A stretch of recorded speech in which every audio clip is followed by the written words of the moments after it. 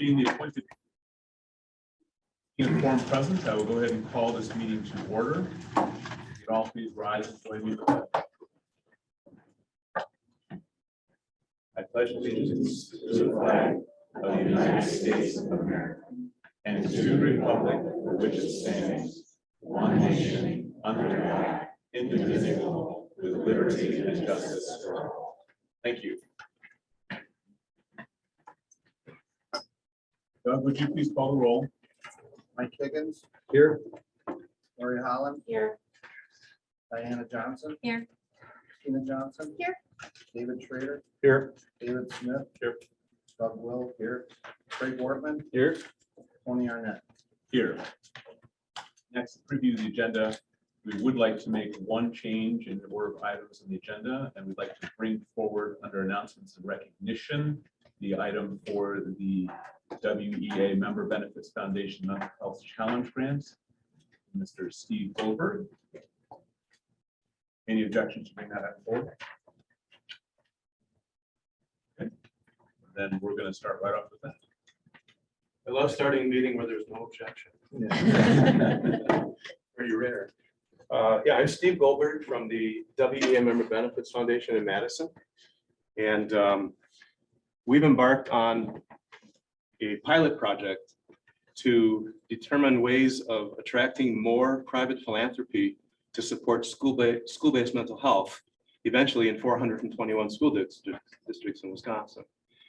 And the Watertown Unified School District has been selected as one of 4 pilot districts in this project. So 417 districts did not get selected. You did, along with Appleton, Racine, and Sun Prairie. And key reason was that we determined that this district really understands what it's doing when it comes to school-based mental health. Good track record, multi-layered approach, and you certainly understand the immediate need for mental health support for your students. It's an unrestricted grant. We're not telling you how to use it. You're telling us how you're going to use it. And we'll hear about that in just a minute from Erin Meyer. But before I have her come up to join me, I also want you to know it's a challenge grant. So we're challenging the community to raise the rest of the money. And the amount of the money is $30,000. And we've also secured an additional $5,000 from one funder and $2,500 more from another funder. So that basically means that of the $30,000 challenge grant, we've already helped you raise $7,500 of that amount. So that leaves $22,500. Is that right? Okay, help me out. Yeah. Some of them, yeah. Well, you can raise more if you want. That'd be fine. We would not object. Before we actually take the photo and show off this gigantic check for $30,000, Erin, I wonder if you could tell the group how it's going to be used. Sure.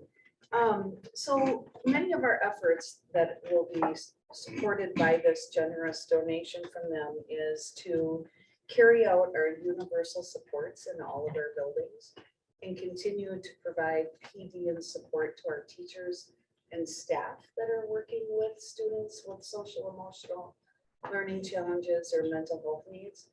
We've started to put in place responsive classrooms, restorative practices, dialectical behavioral therapy, trauma sensitive schools. And the funds are going to continue to help us establish what we're calling an SEL coach in each of the buildings to support this work being done at every location that we have. That's great. So basically a train the trainer initiative to spread the social emotional learning skills and concept throughout all of your buildings, Yeah. which is great. Great. So that's what the community would be supporting is doubling the $30,000 to $60,000, and that would enable the staff to do even more. I want to mention a conversation I had with Superintendent Shug very early in this process. We did not ask school districts to apply. We went to them after identifying which ones we thought would be good prospects. And one of the reasons we identified Watertown is because we learned from Kim Melcher and others at the Greater Watertown Community Health Foundation, that they really value the relationship and the partnership that they have, and that other resources in the mental health provider community in the Greater Watertown area have with your school district. And that's essential to a successful approach to student mental health. You can't possibly have a successful approach to student mental health just relying on school resources or just relying on community non-school resources. Both need to be at the table. And Cassandra also, Superintendent Shug also helped me understand. You can tell we got along really well. Most school district superintendents don't have a working knowledge of all the nuances and dynamics of the school-based mental health approach. They rely on other staff members to understand those details. Well, this superintendent did. She's the first person I talked with, and that gave me even more reason for picking Watertown as one of the 4 pilot districts. A fourth or fifth reason, kind of a footnote, was since this is the birthplace of kindergarten in America, and since this is a K-12 student initiative, without Watertown, there'd be no K in K-12. So we just thought it was poetic justice to include that. So I wonder if Superintendent Shug, if Chairman Tony, if Aaron, and if Kim Melcher from the Greater Watertown Community Health Foundation could join me for the official photo of this wonderful check for $30,000 as a challenge grant to the Watertown community to help the Watertown School District fund school-based mental health. Mr. Chairman, hold up your end, please. Thank you. Got it? Right here. All right. Little head peeking over. Pretend we like each other.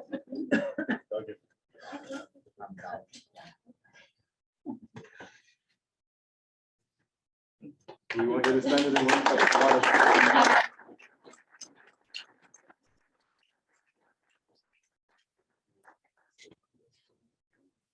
I'm going to stand right out here because we're going to move. I gotta get my paperwork. And I just want to say thank you so much, Steve, for making the trip out here. We are so very grateful for the opportunity that this additional funding will provide. We just found out today about this additional $7,500 that had been raised. So fantastic news for us, fantastic news for the district. And we couldn't be more grateful for you reaching out to us and making us a part of this. So thank you, Steve. Thanks for returning my call. Anytime. I did think initially that the initial contact was a spam, so I told him I didn't immediately return the call, but now we built a much better relationship. Whatever. Thanks again. Thank you. Thank you. All right, we're going to move into our retiree recognitions. Superintendent Brown. Assist back here. So we're gonna hand it forward.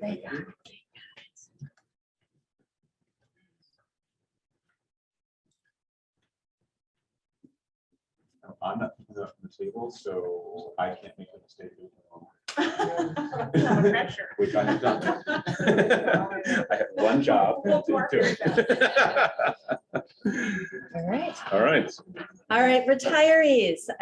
We are going to read your description. We do have some of the retirees aren't here tonight, but we still will read their description because they also have put in many years of service here in the district.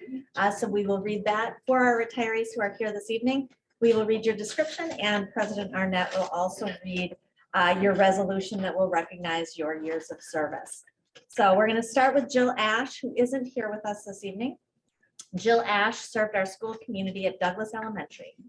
As an instructional paraprofessional, Jill wore many hats at Douglas, supporting our youngest learners in the kindergarten classrooms, leading reading and math groups in second grade, working together with colleagues to provide an awesome recess experience for the Douglas Tigers, mentoring new colleagues, and jumping in to help with just about any need. Jill's commitment to supporting the students and teachers she worked with made an impact. Jill's sense of humor and fresh start to every day brought joy and lightheartedness to our Douglas team, and her cupcakes for every occasion and birthday are also going to be greatly missed. Our students and staff at Douglas Elementary miss Mrs. Ash greatly. We appreciate your years of service and commitment to making Douglas a great school for every student and colleague from the very first day of kindergarten. Enjoy your retirement. Congratulations to Jill Ash.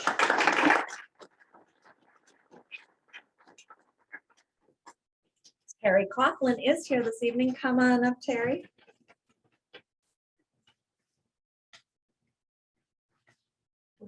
Right here, right here. This is the hot spot this evening. Terry's showing you all how to do it. Terry Coughlin has served Watertown High School since 1998 in her role as an instructional support staff over the course of the last 24 years. As a passionate educator during her time at Watertown High School, Terry facilitated credit recovery to countless students, supporting almost every subject area and helping students who struggled ultimately to earn their Watertown High School diploma. Students who struggled to ultimately earn their high school diploma. Terry easily built relationships and could help even the most reluctant students see the value in their education. When Terry was involved with the Gifted and Talented program, she organized and ran a very successful Pioneer Days event for fourth grade students at WUSD for 10 years. As fourth grade students learned about pioneers from the Little House on the Prairie book they were reading in class, Terry would team up with the WHS US History students who would teach fourth graders about games, arts, and crafts, and village events, knitting, fire starting, you name it. That took place during the Pioneer Days. Terry also took on the role of AP coordinator, a position that supported thousands of students receiving college credit through advanced placement courses.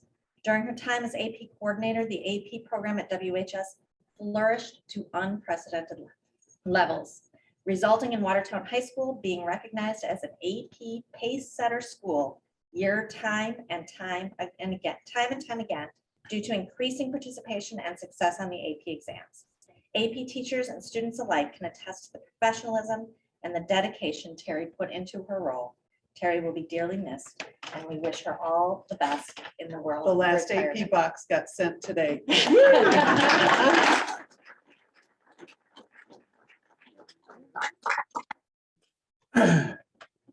School board resolution, whereas Terry Coughlin has served the Watertown Unified School District for the past 24 years. And whereas as an instructional paraprofessional, she has demonstrated the highest level of professional service in the best educational interests of the students entrusted to her. Now, therefore, be it resolved that the Board of Education of the Watertown Unified School District hereby extend to Terry Coughlin their sincere appreciation and best wishes on the occasion of her retirement.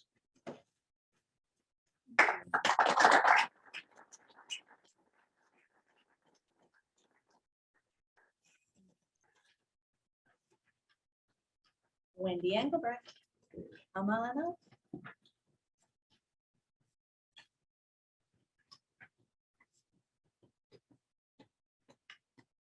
This is better to have a Z for us.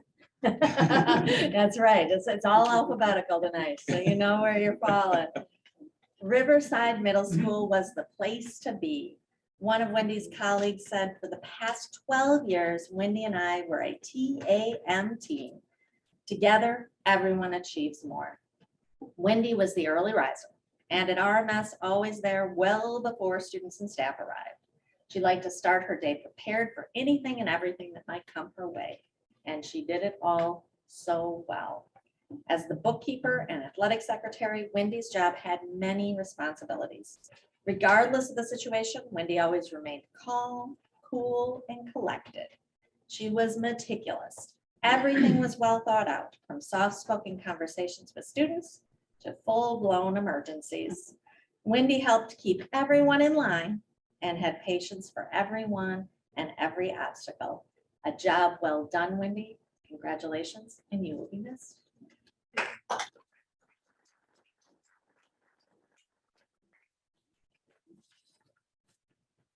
Board resolution, whereas Wendy Engelbrecht has served the Watertown Unified School District for the past 26 years. And whereas as an administrative assistant, she demonstrated the highest level of professional service in the best educational interest of the students entrusted to her. Now, therefore, be it resolved that the Board of Education in the Watertown Unified School District hereby extend to Wendy Engelbrecht their sincere gratitude and best wishes on the occasion of her retirement.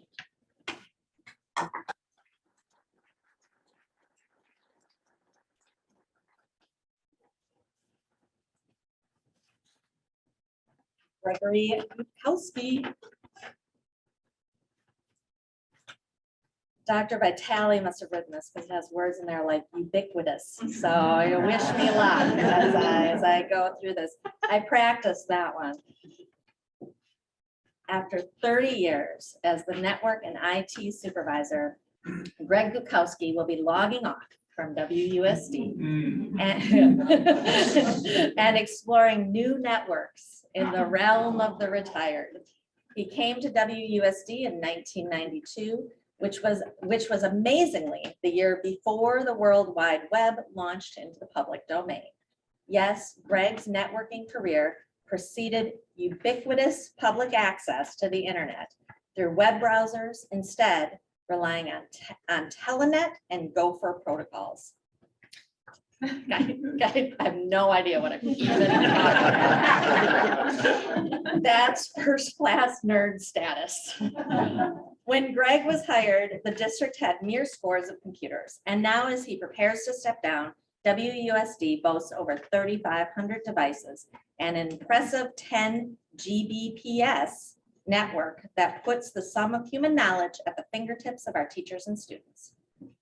Greg takes great pride in the Computer Support Services Department and what they've been able to accomplish, and much of that success is due to his amazing problem-solving skills and dedication to always trying to expand access and services on the network.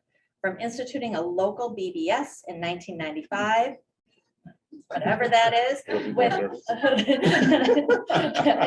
Tony said it, I still don't know what it is, with over 800 local users before social networking was cool, to helping to build a wireless infrastructure that makes everything to do with technology possible. Greg's fingerprints are all over our future-ready planning, and his work will be felt for decades to come. Because of this foundation, the past several years went much smoother for Watertown than it did for countless districts across the state as COVID reared its ugly head. His strong problem-solving skills were invaluable, and he will be sorely missed. I am certain I speak for many when I say that we hope that Greg and Tammy enjoy this next stage in life, and we sincerely thank him for his dedication and commitment to the staff and students of Watertown these past 30 years.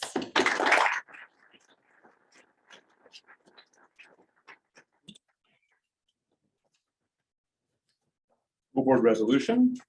Whereas Gregory Gukowski has served Watertown Unified School District for the past 30 years.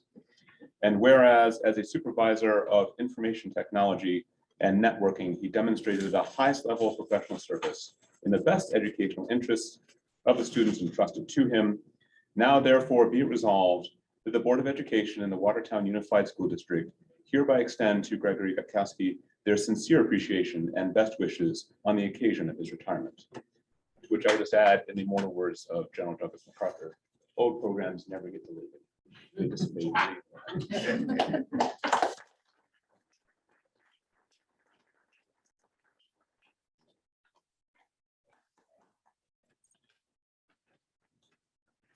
Kathy Hunchin.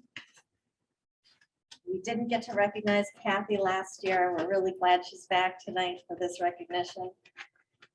Kathy has taught at Concord, Schurz, Lincoln, Lebanon, the high school, and Webster. Her favorite moments were the great concerts, holiday and Veterans Day programs. Felt like Webster Idol might make the list too. They were enjoyed by so many school families.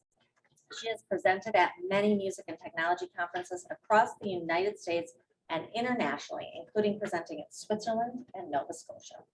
She continues to speak at conferences during her retirement, and she is really very well renowned in the field. So we are so proud that she's out there representing Watertown Unified School District and has been throughout her years here. She would like to thank her family for their support and encouragement, and we would like to thank Kathy for her many years of service and congratulate her on her retirement. Thank you, Kathy.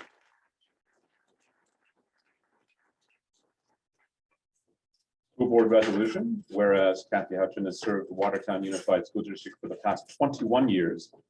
And whereas as an educator, she demonstrated the highest level of professional service in the best educational interests of the students entrusted to her.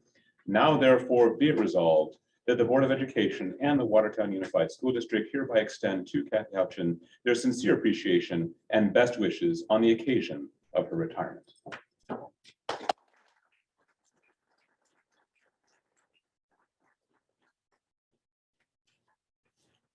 And Terry Munsell.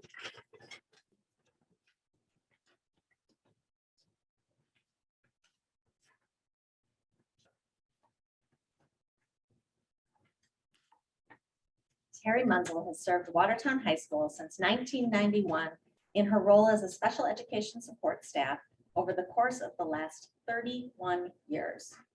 As a passionate educator, Terry supported countless students with significant disabilities realize their potential at Watertown High School. Terry easily built relationships with students and staff alike, and she was known for doing whatever it takes to ensure her students found success.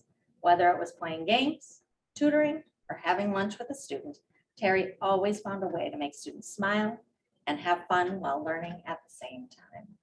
Terry will also be forever loved for her colleagues, and this is most important, for her famous chocolate-covered peanut butter clusters, which she generously distributed around the holidays. Terry will be dearly missed, and so will her peanut butter clusters. We wish her all the best as she transitions to the world of retirement.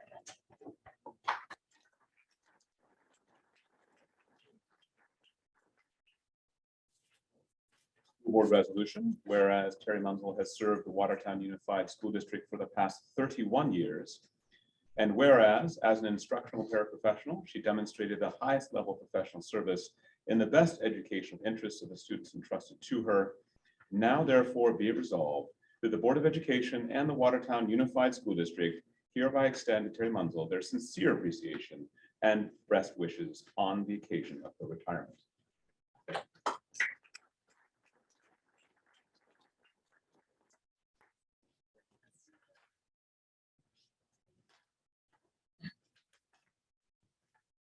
Crystal Nelson.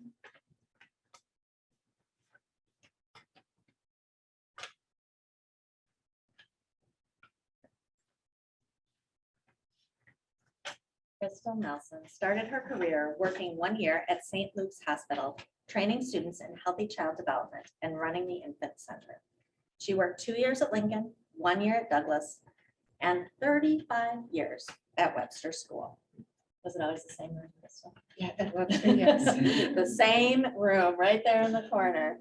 One of her favorite memories was spending hours creating hands-on reading, spelling, and writing lessons with Mrs. Sweeney Kerwin, and then watching the children learn with smiles on their faces.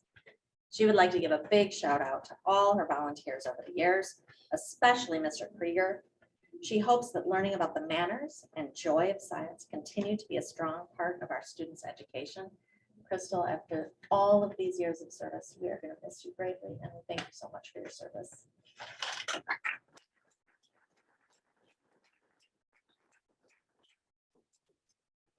School Board resolution, whereas Crystal Nelson has served Watertown Unified School District for the past 38 years, and whereas as an educator, she demonstrated the highest level of professional service in the best educational interests of the students entrusted to her. Now therefore be it resolved that the Board of Education and the Watertown Unified School District hereby extend to Crystal Nelson their sincere appreciation and best wishes on the occasion of her retirement.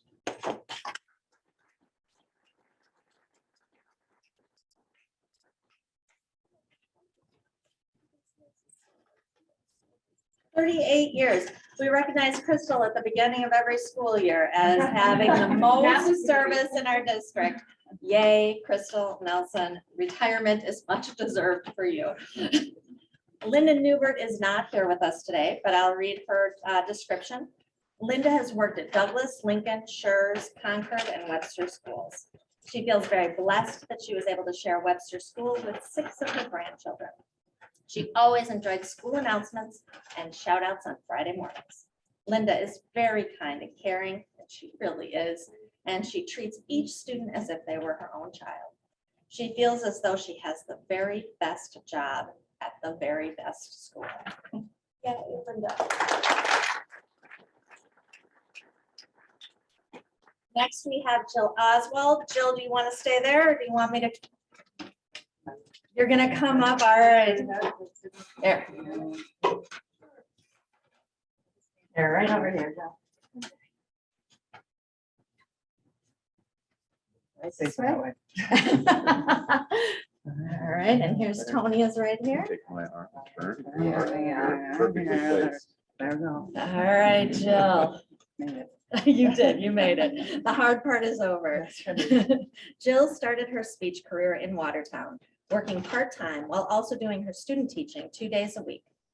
She has spent most of her time working with the early childhood program, helping the little ones to communicate. She has worked at Hall Street School in the Methodist Church, RMS, Lincoln, and the past 26 years at Webster School. Her favorite memories are the many Webster Christmas programs.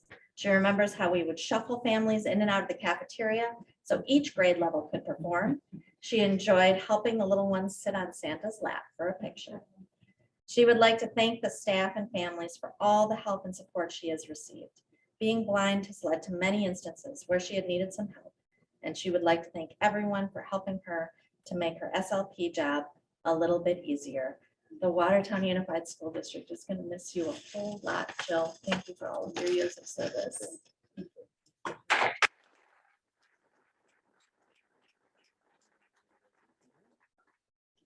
School Board Resolution, whereas Jill Oswald has served the Watertown Unified School District for the past 31 years. And whereas, as a speech and language pathologist, she has demonstrated the highest level of professional service in the best educational interests entrusted to her.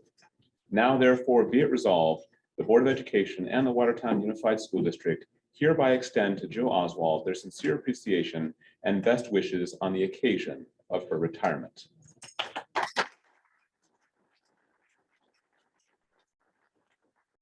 Just take a lot of hits. Thank you. Good job, Jill. Tony. All right.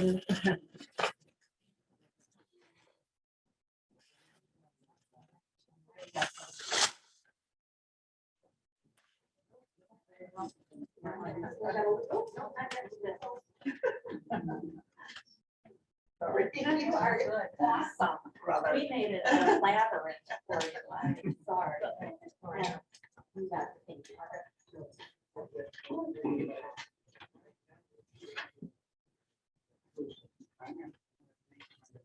And Wynn Schultz is not here this evening. The staff at Riverside will miss Wynn. Always the first one to arrive at work, he goes about the business of taking care of the students, staff, and building with great pride and patience. Wynn is a custodian at RMS. When you consider Wynn works daily with 713-year-olds, his patience becomes even more impressive. Whether it is an overnight call, a gas leak, a water main break, or countless other opportunities to act, Wynn does so without complaint. Nothing seems to faze Wynn except the idea of people making a big deal about his retirement. We will miss you, Wynn. Hope your retirement is amazing and happy. It is well deserved.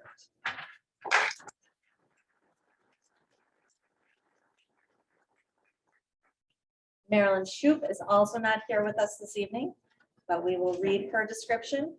Marilyn committed 22 years of service to the WUSD as a nutrition services employee before retiring in June of 2021. Marilyn joined our team in 1999 as a general assistant and cashier, and eventually moved into a cook assistant position, handling the ordering and shipping of produce to all 5 of our district elementary and 7 private school sites, in addition to preparing the salad bar and fresh produce for all of the daily meal lines at Watertown High School. Marilyn displayed a great work ethic and seldom missed a day of work. She was always willing to assist others to ensure that meals to our students were provided in an efficient and timely manner. She took great pride in the presentation of the produce that she prepared and was very intentional about only serving produce of the highest quality. If it wasn't up to her standard, it was not served. Thank you, Marilyn, for always putting our students first.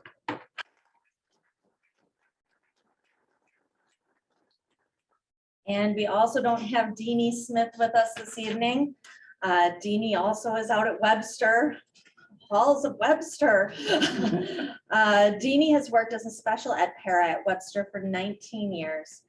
Deanie once said, "What a fascinating job, working together with a team of people who truly care for the students by making their world and future better than the day before." Her favorite memories are always at the first day of school. She loved the excitement from students and staff. She feels blessed to have so many wonderful stories of friends from Webster who became like family. Being from Texas, she said she had her fair share of spankings from the principal in elementary school. She says Mr. Clark never could have made it in Texas because his heart is way too kind. Deanie says, my kids loved Webster and the Watertown School District just as much as I do. I appreciate every person who touched their lives, and there's so many of you. Thank you all, and keep up the outstanding jobs each of you do. You are all cherished, as is Deanie, and we wish her well in her retirement.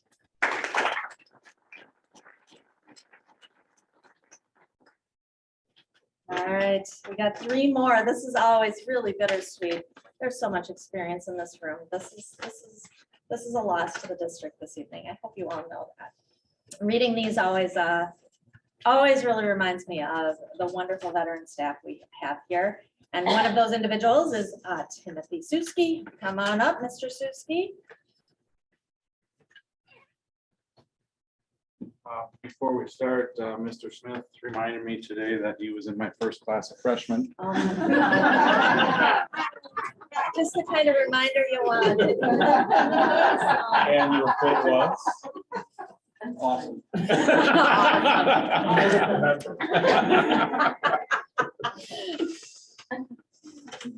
Mr. Clark has arrived and now he doesn't know we were just talking about him. So let's keep that on the down low.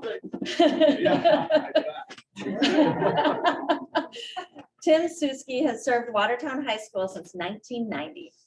His contributions are endless, and as a passionate educator in the classroom, Tim has taught government and international relations to literally thousands of students over the course of his 32-year career, even Dave Smith.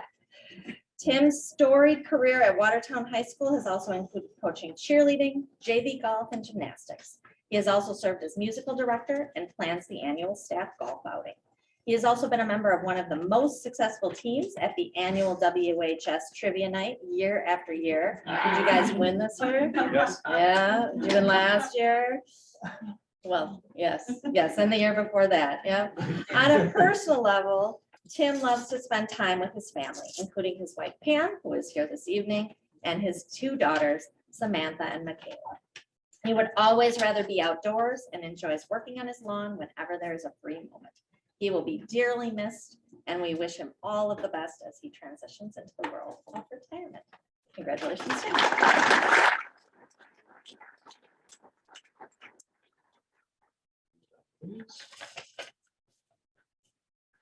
Board resolution, whereas Timothy Suski has served the Watertown Unified School District for the past 32 years, and whereas as an educator, he demonstrated the highest level of professional service in the best educational interests of the students entrusted to him. Now therefore be it resolved that the Board of Education and the Watertown Unified School District hereby extend to Timothy Suski their sincere appreciation and best wishes on the occasion of his retirement.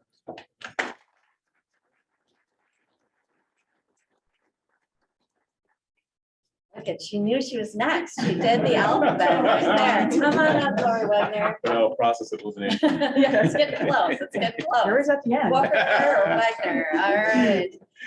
Lori Wagner began her teaching career in Riverside in August of 1989.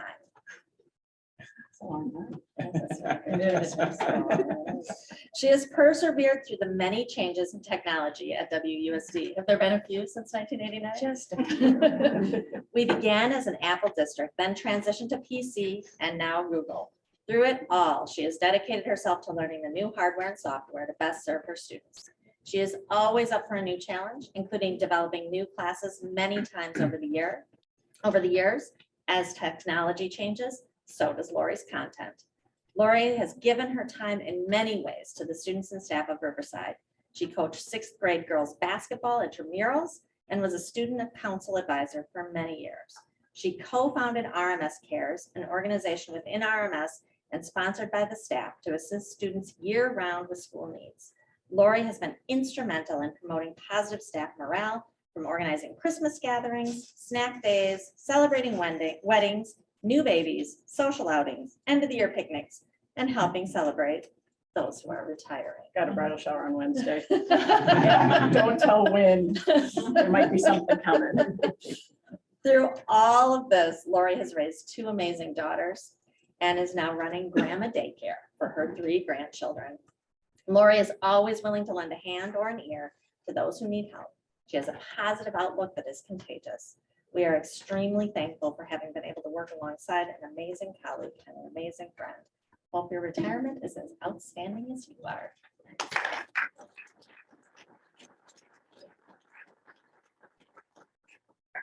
Please. School Board Resolution. Whereas Lori Wegner has served the Watertown Unified School District for the past 33 years. And whereas as an educator, she demonstrated the highest level of professional service in the best educational interests of the students entrusted to her. Now therefore be it resolved, the Board of Education and the Watertown Unified School District hereby extend to Lori Wegner their sincere appreciation and best wishes on the occasion of her retirement.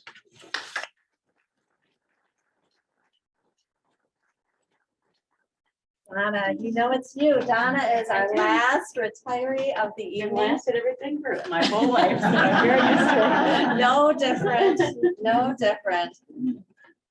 Donna started her teaching career in Ashland, Wisconsin, teaching regular and special education. She taught split grades at Concord Elementary for 13 years, covering grades 2 through 5. When Concord School was closed, she moved into Webster. She has always enjoyed the Webster Carnival, even the year she made over 300 cotton candy sticks. You were there, do you remember? Oh, was I there? Yeah. Did I eat my candy? I made Cotton yours. candy? Thank you. It was the best cotton candy stick I've ever had. Cassandra, is there a picture for that? I sent you a picture. Oh, I don't have that. Oh, thank but goodness, because I remember the don't picture. He'll be sure to get that picture out and circulate. Oh,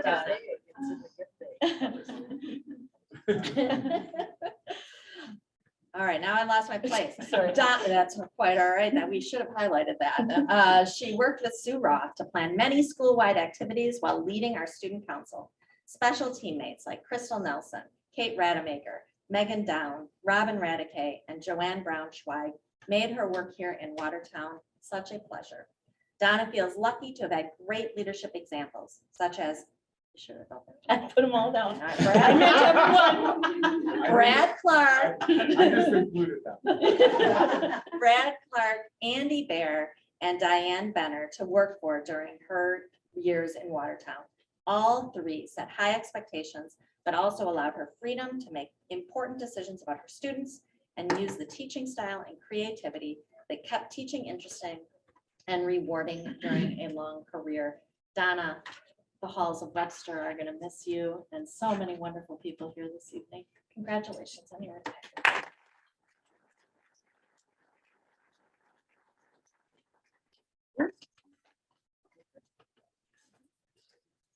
School Board Resolution. Whereas Donna Wooker has served the Watertown Unified School District for the past 32 years.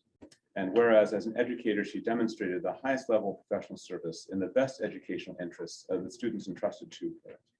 Now therefore be it resolved, the Board of Education and the Watertown Unified School District hereby extend to Donna Wooker their sincere appreciation and best wishes on the occasion of her retirement.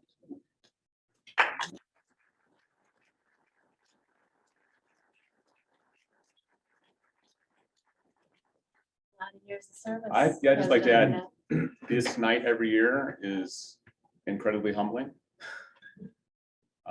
Tonight, I think added up, we're seeing more years experience than this country has been around. And that is an amazing statement to make. So thank you all very, very much.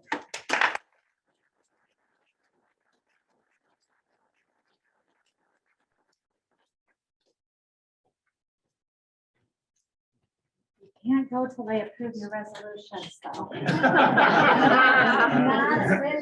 You try to keep them, Cassandra. Good luck. Yeah. All right. So do I hear a motion on resolutions 9109 through 9123? So move. Moved by David, seconded by Dave. All those in favor signify by saying aye. Aye. Opposed? The motion carries. Thank you. Now-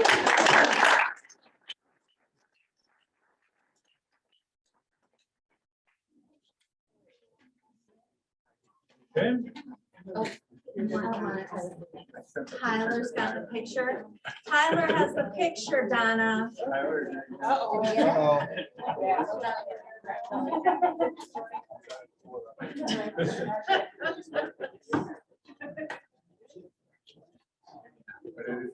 Well, we'll get it out there. We'll get it out there, Brad. okay. Next up is public input. This is one of 2 times on the agenda with members of the public. Oh, there's Donna. Absolutely all over. It is absolutely all over. All right.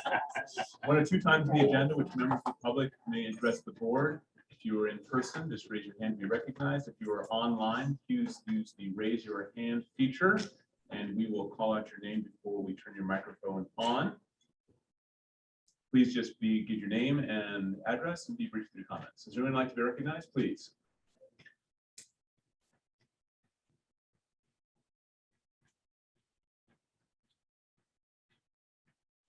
Tracy Finch, West Main Street, Watertown, Wisconsin.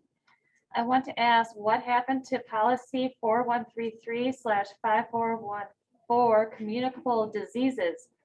It used to be on the school's website, but every way I try to search for the policy, it's not visible anymore. Was the policy removed or is this in a different location? A policy for communicable diseases and viruses is important because it drives procedures and protocols allowing the school to protect the health and safety of students and staff. Without having a communicable diseases policy, you're basically letting anyone do as they please by sending their kids off to school. Based on the information I see on the school's website at this moment, the only policy in place is the COVID-19 or have you been exposed to the virus? The student and staff member is not allowed to come to school. So if you have something else like bronchitis, chickenpox, pink eye, strep throat, etc., parents are allowed to send their children to school because there's at this moment no policy for the communicable diseases to be found. It's a disaster in the making. Basically, add a policy for the communicable diseases and illness guideline.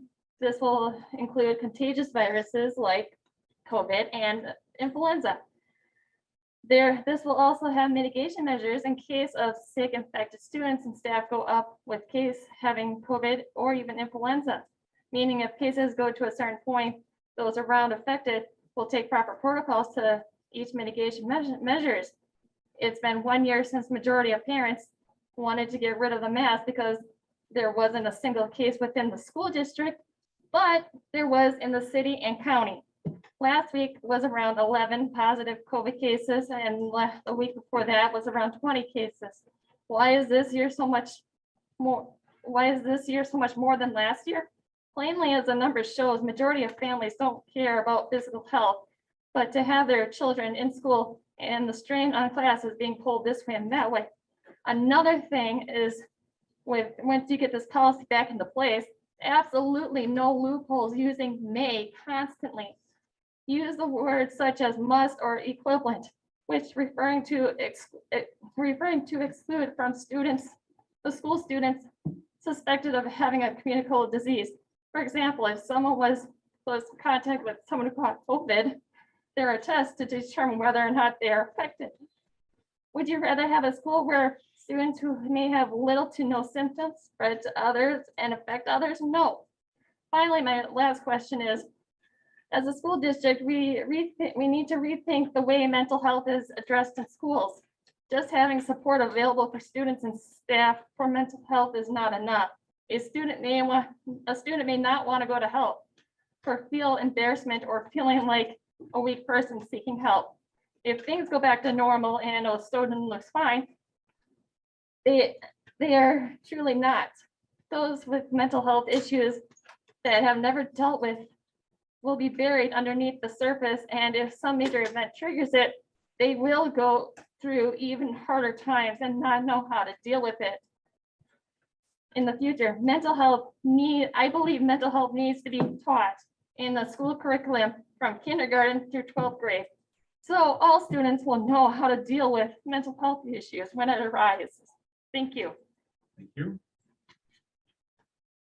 Anyone else here in person? Or is anyone online? Thank you. There will be another opportunity at the end of the meeting. Next up, under announcements and recognition and communications, we have our WHS Student Board representative. We do not. Do not?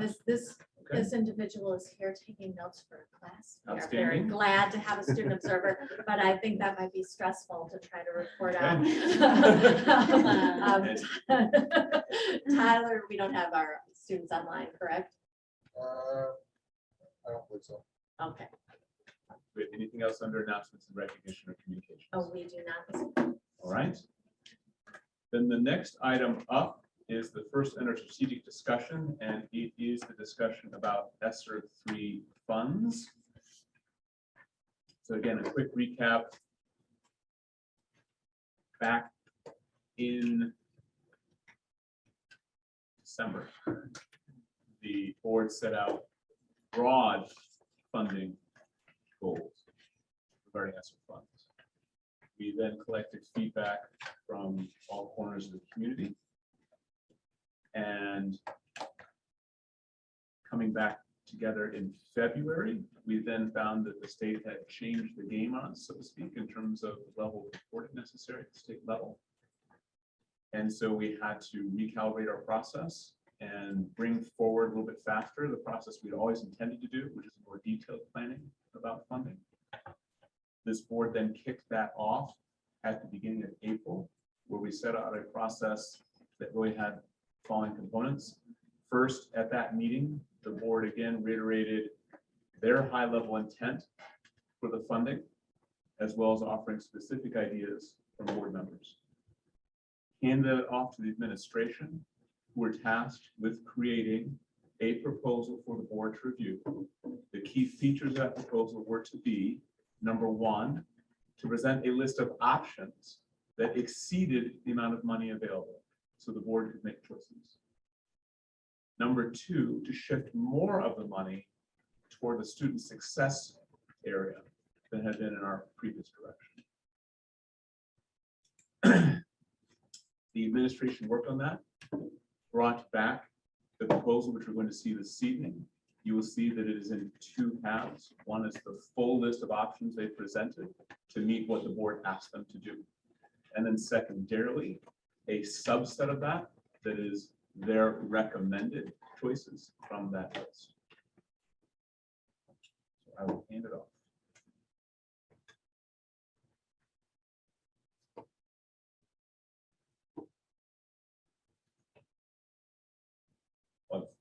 I'm just waiting. Yeah, well, it's coming up. Again, our goal here is to bring that back here in this meeting for us to review it with the intention of approving a plan at our June meeting. So it is not our intent necessarily to act on it this evening. The intent was we'll take approval in June. There's a little bit of time to think about and review it. You have had all received the material in advance. All right. I know the board has had that is it. Yes. Can you make it the full screen? Yeah. I just wasn't sure if that was very cool. That is the right one, absolutely. I know the board has had some opportunity to view this in fiscal and in your board update. I'm going to go through the first half pretty quickly because it's pretty familiar to you, and I'll spend a little bit more time on the second half. Mr. Williamson, please feel free to add whatever detail you would like to as I go through this. So you're going to need to get home.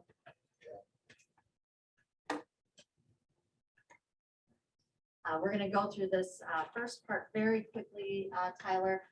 So you are all aware of the Elementary and Secondary Education Act that allows us the opportunity, or the Elementary and Secondary Emergency Education Relief Fund, ESSER, and that we've been awarded some funding to spend towards supporting those emergency financial assistance necessary due to the impacts of COVID-19. Your clicker should work just now. Oh, turn it on.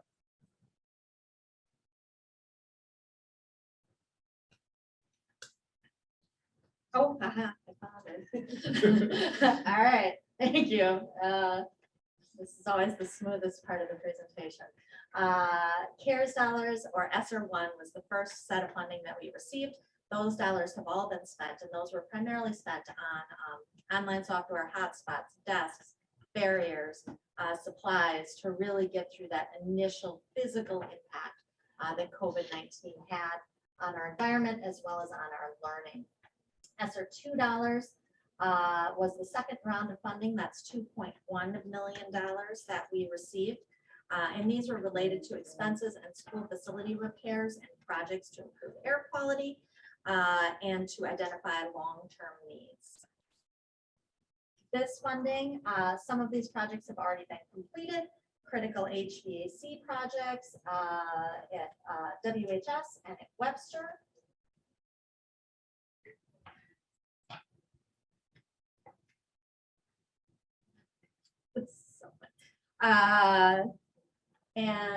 We also spent this on our RMS literacy adoption, as well as Lexia, Renaissance, Mystery Science, and Seesaw. And COVID-related expenses, including our health assistance, building subs, staff mental health, which was that EAP. Additional funding that is proposed is to continue our HVAC work at RMS and to continue with attract and retain and COVID PPE supplies. And that will bring us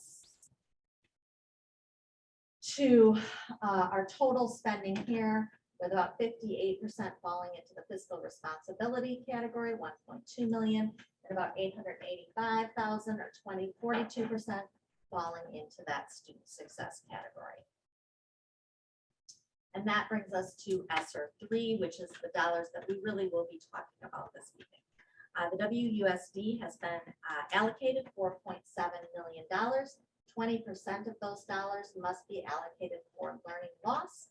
ESSER $3 may also be used for school facilities improvement and other COVID-19 related expenses, including maintenance of operations. In that first category of student success, so as Tony noted, we created many different possible items that we could use these dollars for, all of which the administration felt would be effective and help us in terms of achieving student success. Some of these things you've already heard about, like the Math K-12 curriculum, and some of these things may be newer as we worked through opportunities that we thought would really serve our students well as we look to support their learning moving forward. Some of these items offset funding that we would be spending anyway.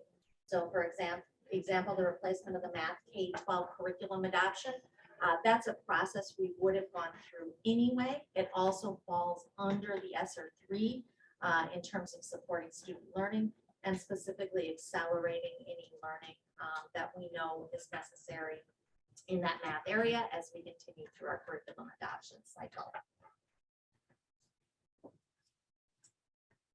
Additional pieces in student success you can see here are support for sites. Each of our sites received survey feedback from parents and from students. And these are some possible ways that they could utilize that funding. Support for SEL and mental health. Support for staff. And additional opportunities, for example, a K-8 pilot that was raised by the board. So from those options, the administration came up with 48%, $2,250,000 under student success that we would recommend. So that math adoption, a limited term advanced learner coordinator that would allow the advanced learner coordinator to work with the district over the course of 2 years. During that time, really evaluating our curriculum and curriculum support needs and determining a plan and pathway for the future. And to support that, curriculum support materials. This is also our English learners curriculum support materials And then ELA Science and Social Studies curriculum.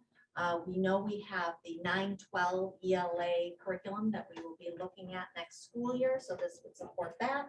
And we know after we look at math, science and social studies is next on the docket. So because we have until September of 2024, we anticipate needing to make some level of adoption in that time, and these funds would help us support that.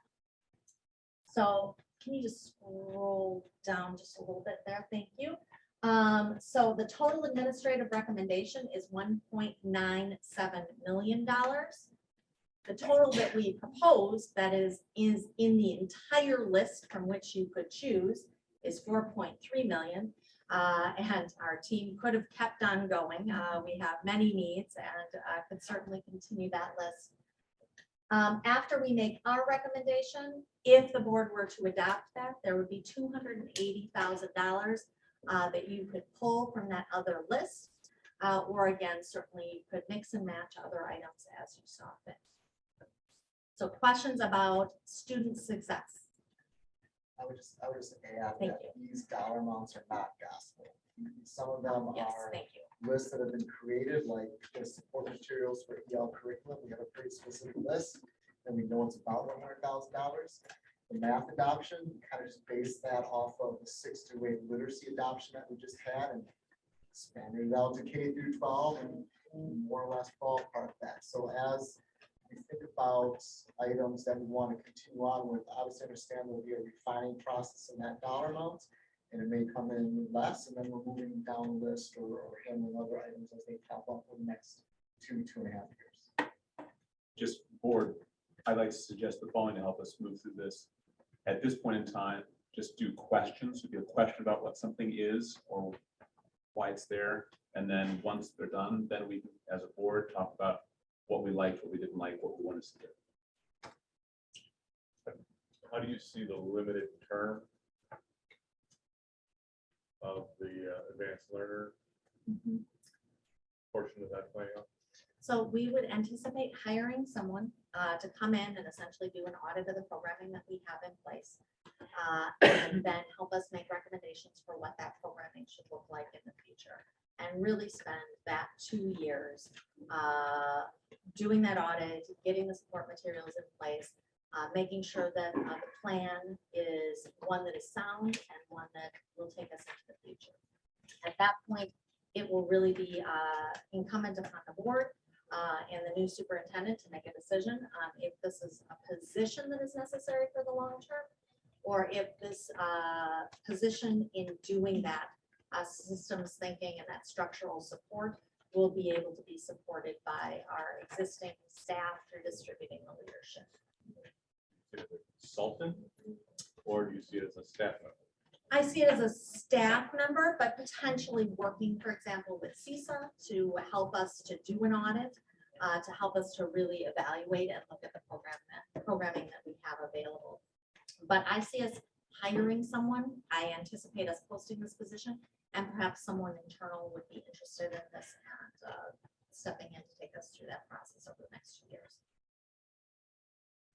Please, Sam. With that audit that you're describing, sometimes that's done at the DPI level, so I'm wondering how that would differ.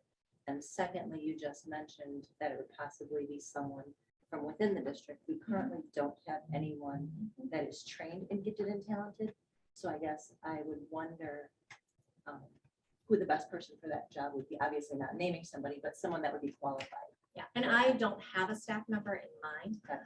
So I'm not saying I have somebody, up my sleeve that I would say this is going to be the person to lead us through this process. I think we post the position, we see who has got an interest in this. Clearly a certification and or working towards a certification is going to make that individual more qualified. DPI can assist in an audit, CISA can assist in an audit. There's a lot of options and opportunities to move forward. I'm only posing that as if we're looking at an audit, you don't have to pay DPI Right. to do the audit. If we're looking to audit that, Yeah. If that's the purpose of that, there might be a different needs if that was the goal. I was just curious in the rationale. I see that there was the limited term math technology coach. Mhm. Why also did we not consider that as a possibility And over this particular one, or can you fill me in on that? Yeah, I can. Well, first of all, these were really hard choices to make. We Sure. wanted to leave some opportunity for the board to make some decisions in terms of what they felt was the highest level of priority. And in seeking out feedback, we heard pretty consistently from the board, but also from our other stakeholder groups, that advanced learning was an area that we really wanted to target.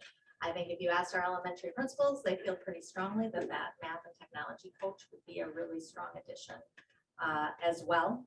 So that is definitely something we had some conversations about, Craig, as we tried to determine what areas to prioritize. So really good question. Tina? Okay, so I'm just kind of trying to like understand as far as like the ability. So on slide 10. So slide 10, we've got, addressing learning loss among students and that kind of thing. And so under that, we've got administering and using high quality assessments that are valid and reliable, and that whole thing. And so what I'm wondering is, Tina, I'm sorry, I'm on okay. slide 10, but it does not match Oh, up with what you're telling me. Are you looking at the That- slide that's listing curriculum and curriculum support staffing? no, it's that first bullet point, that small print. Oh, There here, you you go. are There looking you at go. slide 10, but Yeah. thank you. I'm No, sorry, I that's thought okay. you were referring to the list. No, that's okay. Sorry, I was on a roll. Go right ahead. So when I see that, and I don't know if I'm looking at this the right way or not, but when I see that, I'm thinking of like, okay, so we have the STAR, assessment. Yep. And when we take a look at that, I know that, let's say, whatever a student scores on that, then there's also like the subset learning part of it says, okay, the student, if I score 98% on there, okay, and then it says, oh, okay, I'm ready for, these next level of skills to be taught, but maybe that's not what's being taught in my classroom. Let's say I'm in 5th grade. And which my 5th grade math skills are probably and so I know in the past it's been a struggle as far as having the staff professional development to understand that tool and to know what is available, but then also to take that piece and implement it so that that child has, that learning.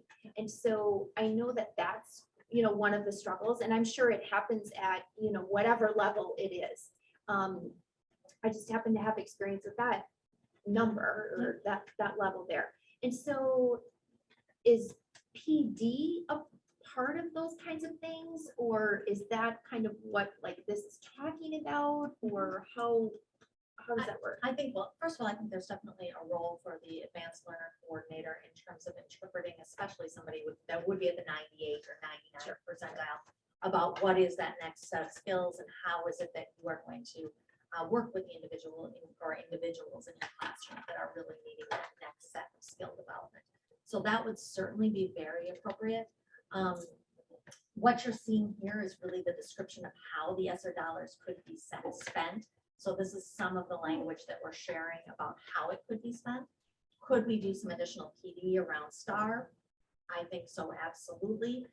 That's not necessarily an item we specifically pulled out as a recommendation that we would make, but that would be something that I think our instructional coaches could help with, and then certainly an advanced learning coordinator could help with. Principals, did you want to share any other insights on that? I mean, that has been a focus on some of our PD sessions, is like making sense of the STAR and getting that. STAR in the class, you have students, 3 or 4 of them are at the 92nd percentile or higher. That should, it doesn't happen enough, but it should lead to things being different for that class. Started that process is to like have the teachers be more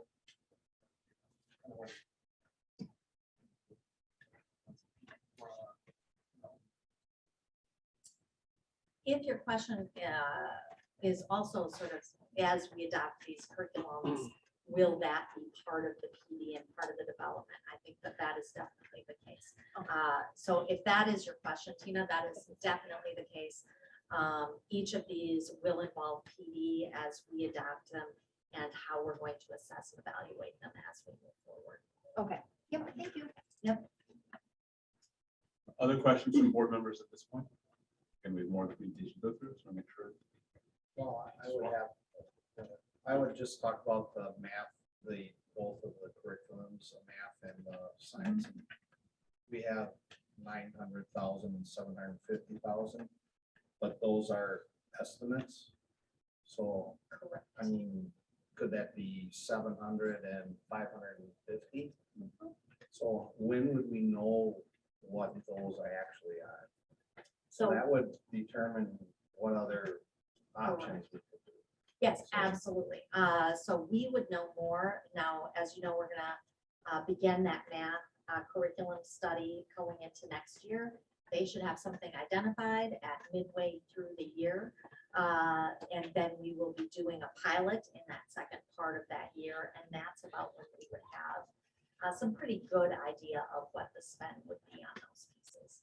So then at that point, do we have to reclassify the state with, hey, we've made some shifts in our plan? Does that trigger a reclassification then? And we can do that as often as we need to. Do it every 6 months. It's passed and we visit every 6 months. but we do it on. Does that then need to be approved? Or I feel But- comfortable with that. Well, right, so I mean, but then they could come back and like, no, I mean, that's just the reality. Absolutely. So Okay, we I are just, right now, we're just putting things into the categories that we anticipate doing the spending in. And once we have that done, you know, we're not gonna just, you know, we don't, oh, it's in our ESSER plan, now we have a $900,000 curriculum. That's still gonna be brought to the board for approval. And as we need to make adjustments, we're certainly gonna be bringing those adjustments to the board throughout the process as well. So in approving this plan, you are not approving the spend on anything. That is all going to come to the board separately and be adapted and changed as is necessary and appropriate. Good question. Thank you, Lori. Go back up to slide 8, because I think we're kind of breezing past that as there's decisions there as well, correct? Yes, there are decisions Those are there as the- well. I mean, the dollars in slides 7, 6 on up have basically been committed and spent, but these are new proposals. Correct. These are the RMS gym air conditioning and the air quality at RMS, which is cleaning up that tech ed space, are both highly appropriate for that ESSER two. But again, those would be things that we would bring to you for approval. They're not in the context of that ESSER three discussion for today, so we don't need that approval on those particular items, but those would all come through fiscal for further discussion. So And all we have to prove today is, or all we're working towards proving today is 3. We're not really talking about 1 and 2. That is correct. What we're working toward is, what is the document we're gonna submit to the state at the end of June for the spending of the ESSER $3? Only 3. which is not 2. only 2, we don't have to give any plan. That is correct. Is there a deadline for 2? And when we have to use ESSER 2 funds? Used by next 23? year. That's what I thought. any other questions before I go into the next bucket, as Tony has phrased it? Yeah, just as a note, science and social studies, that would be the following year. Correct. So now you would be bumping up pretty tight to September of 24 deadline to spend dollars. So maybe midway through 23, 24, or the spring of 24, we might get moving forward with this. A hard number on the science and social studies, that we have to be ready to act relatively quick. If it only comes to 600, it's 150,000 that needs to be spent relatively quick. So just to keep that in the back of your mind for spring 24. Oh, goodness. Got it. You got some time, you got some time. I like that trap. Mike Thank is you for always making sure you got that forecasting covered. ahead for us. So. All right, Never mind. I'm gonna move us into the second bucket then. which is fiscal responsibility. And here we've got 43% of the funds, and that's just over $2 million, as you can see, or 2 million. Here is again the comprehensive list that we're bringing to you of what it is that we came forward with here. So the HVAC, which is the Schurz air conditioning, the Douglas air conditioning, and the Webster cafeteria air conditioning. And then the capital projects / maintenance needs, robotic floor cleaners, Douglas early learning remodel, and the community Wi-Fi. And really, that's a floor scrubber, just so we're all, it's not like I the robot. Roombas, right? It's like what you see in like Home Depot. Okay. Mike is a big advocate for the robotic scrubbers, even though it did not make the list. He is a big advocate for that. I personally thought it'd be cool to have an army of Roombas. Around the high school, I thought that'd be awesome. That also did not make the list, but as the board, you can do as you choose. So the administrative recommendation is the Douglas air conditioning and the Schurz air conditioning. These are high cost items, but we also know that. I would just say a note on these dollar amounts. These now are probably a year old. And you're probably not talking about, you're clearly not implementing it if we move forward. Would not be implemented until next summer. You could easily be talking those a total of 1.7. I mean, probably easily be talking 1.9 to 2 million versus what's up there. Just so we're clear on that, that's again. Maybe you bid everything out and it comes in around that, but it is a year, almost a year right now. We do know that when the buildings initially went to referendum, they were equipped so that they could make the transition into air conditioning. Those of you that were in the community, when Superintendent Kaiser was here, the intention was to go to a phase 2 of that referendum. And part of the intentionality there was to do the air conditioning at that time. That did not come to fruition because we had the recession and we also wound up with declining enrollments. So the picture really changed. We did go to a phase 2 referendum, but it was a much smaller dollar amount. And in that referendum, as you may recall, we did do air conditioning at Lincoln. These are items that really we would need to likely go to referendum for if they were not something that we were going to cover in the ESSER funding, which is why we think the need is high. We also think that the need is high because so many of our other surrounding districts do have air conditioning at this level, and we know that there's a great deal of discomfort for our students and for our staff during these days when they are teaching in the beginning of August when staff are here working, and then throughout August and all September, as well as now towards the end of the school year.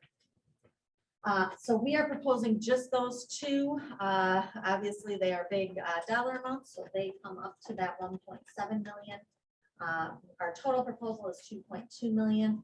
After that, will be another 273,000 that the board could discuss. I would just again highlight here, if the board were to decide that this is where they wanted to distribute those dollars, this just goes into that DPI level document. We would still be bringing all the costing forward, and you would still ultimately be voting on if you were going to actually move forward with that air conditioning or not. So you're not making a commitment to air conditioning at this point, but it would facilitate us beginning the process, getting the bids, all of those pieces. Any questions on that? Diana?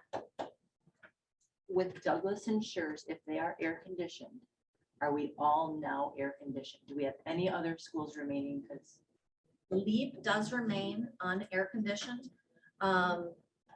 It doesn't reach the same levels of heat that we see at Schurz and at Douglas, but we would have some options out at LEAP as well to look more like window air conditioners or something like that. We also have the Webster cafeteria that remains unair conditioned, and the RMS gym that remains unair conditioned. The RMS gym is in that ESSER 2 proposal, so that would be covered. And the Webster cafeteria is also listed in these recommendations, but we did not use that as the highest level of priority. So you hit on my follow-up question, would window air conditions help to make sure that all student learning environments are then taken care of? And I think we could do that at a much cheaper cost if we were gonna make that transition at least. Yeah, absolutely. Other questions? So I'm taking a look, okay, air conditioning, I get it. I've been at Douglas when you're with fourth and fifth graders and it's hot and it's sweaty and it's smelling. You know, and all those kinds of things. And so I'm just kind of like trying to, you know, like process through, like, it's obviously a very large price tag. Do we know, like, I know Lincoln is all air conditioned and things like that. Do we know how many days in a typical year the air conditioning goes on? Like, We have tried to get that number. Mike, did you want to speak a little I bit to don't that? know the exact number. I know air went on today. That I know. So even a day like today, that is comfortable outside, Lincoln air kicked on. Whether you had it off completely and it would become uncomfortable, I don't know. So we've had PSI, which is Performance Services, something like that. They came out last year and they gave an estimate for us of how many times it would turn on throughout the year. They use 55 degrees outside and like sunny as their barometer. And said with that as a barometer, it would kick on 81 times during the school year. So, however, how many of those times are absolutely necessary? How many of those times is a major difference that, thank God we had air conditioning on a 55 and sunny day? I'm sure that it would be a different story at Douglas with windows than, you know, than Schurz or whatever it looks like. We probably have to do, I don't know, an actual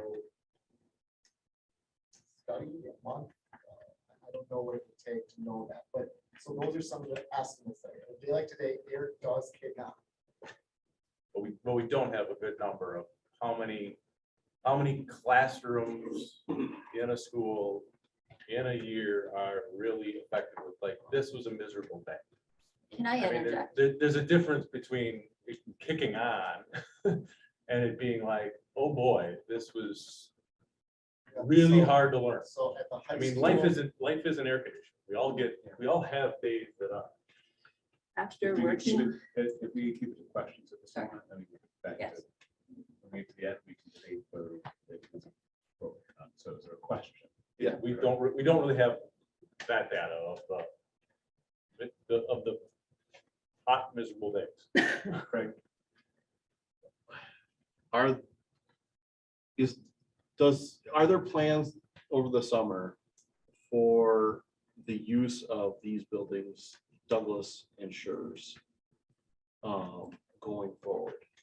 We don't use Douglas and Schurz right now for summer school because they are not air conditioned. When we did have COVID, we did utilize Schurz. We spread out in as many buildings as possible. So we did utilize Schurz at that point.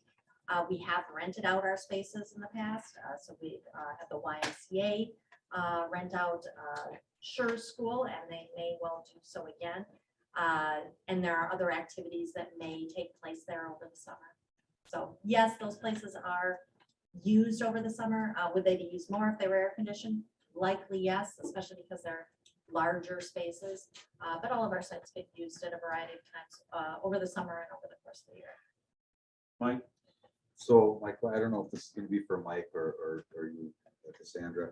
Has anybody done any studies on what kind of damage is being done by not having air conditioning, the sweating pipes, the, sweating floors, things like that? It's got to be damaging to the building. Yep. And PSI definitely talked about that.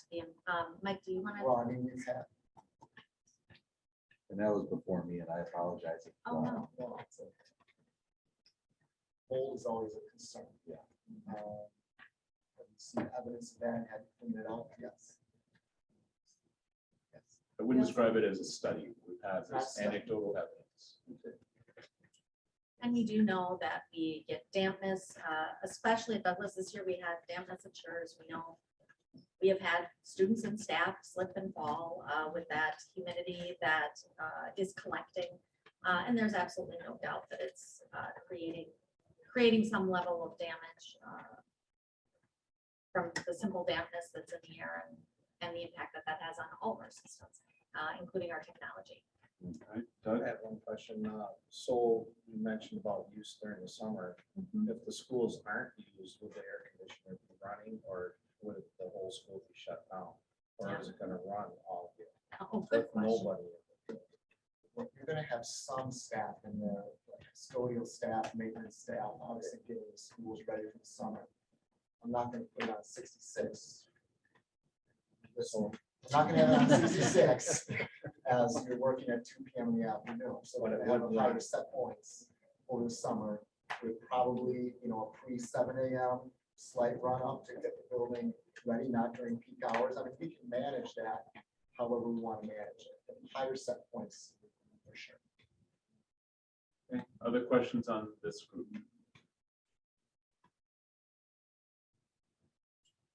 And then the final bucket is enrollment growth. And here we put 10% of the total amount, which is $450,000.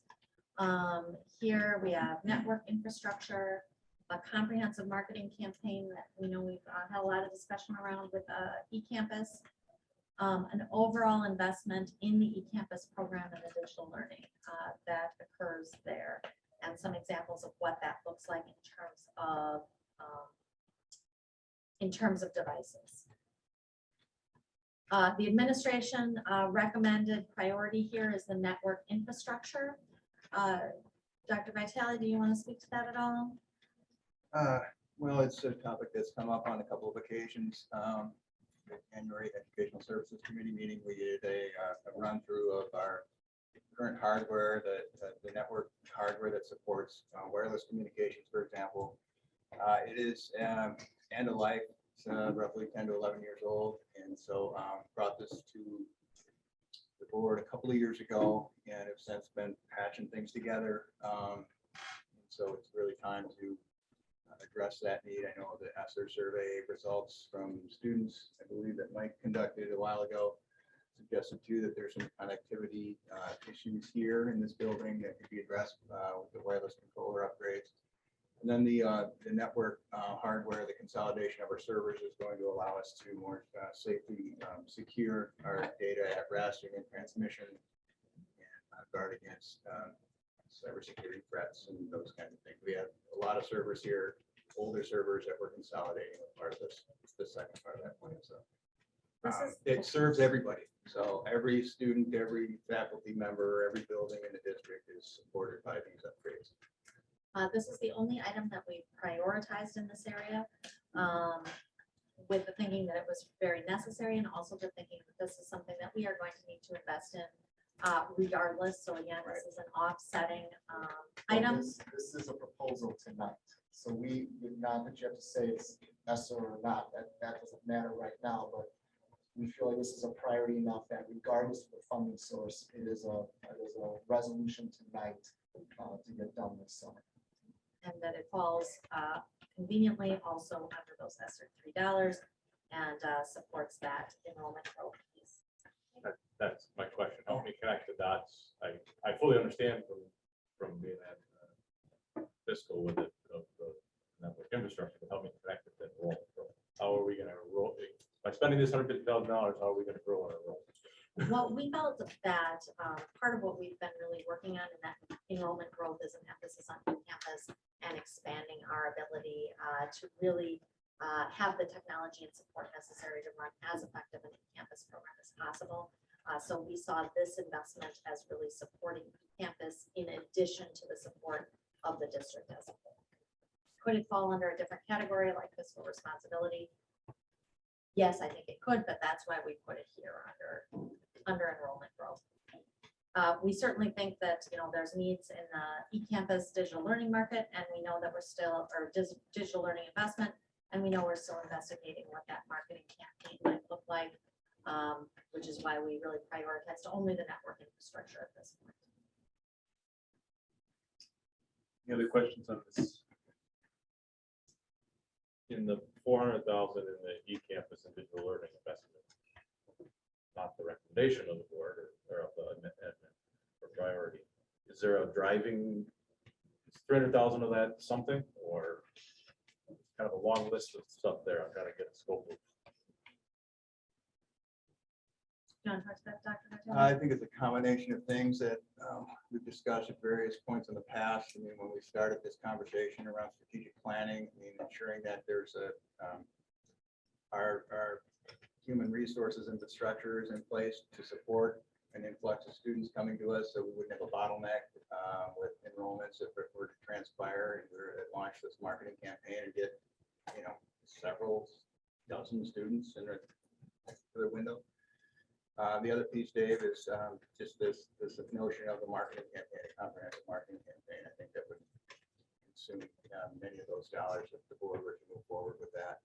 We're sort of in a sort of a holding pattern at the moment. At the last Educational Services Committee meeting, we discussed this idea of a market research study to get a better gauge of the students that are, presumably available to us as potential online enrollments, and then the competitive landscape that's changed considerably since eCampus was launched as a formal charter school that the board authorized in 2020. So I reached out to the Applied Population Laboratory. They do more, projection work. They did give me some leads on some research entities that could perhaps help gather some better information about the market. But that remains to be seen. So, go ahead. Any other questions on this group at this time? Yeah. Okay, I'm sorry. I don't know if my question is in this category or not. So maybe not specific to enrollment growth, but let's say, I know we have a certain percentage of dollars allocated to, what is it, student success, and a certain percentage allocated to the other bucket.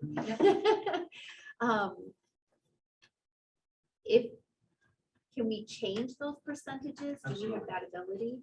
Okay, so if we found something like in one bucket where there was leftover, or something like that, and we found something in the student services bucket that was a higher priority, we could change those things around. Okay, great, thanks. That is the end of my part of the presentation. Can I ask one quick Oh, question? of course, Diana. Sorry, looking at that marketing campaign for eCampus, am I hearing correctly that we don't really have a plan to set forth at this time? It's kind of down the road.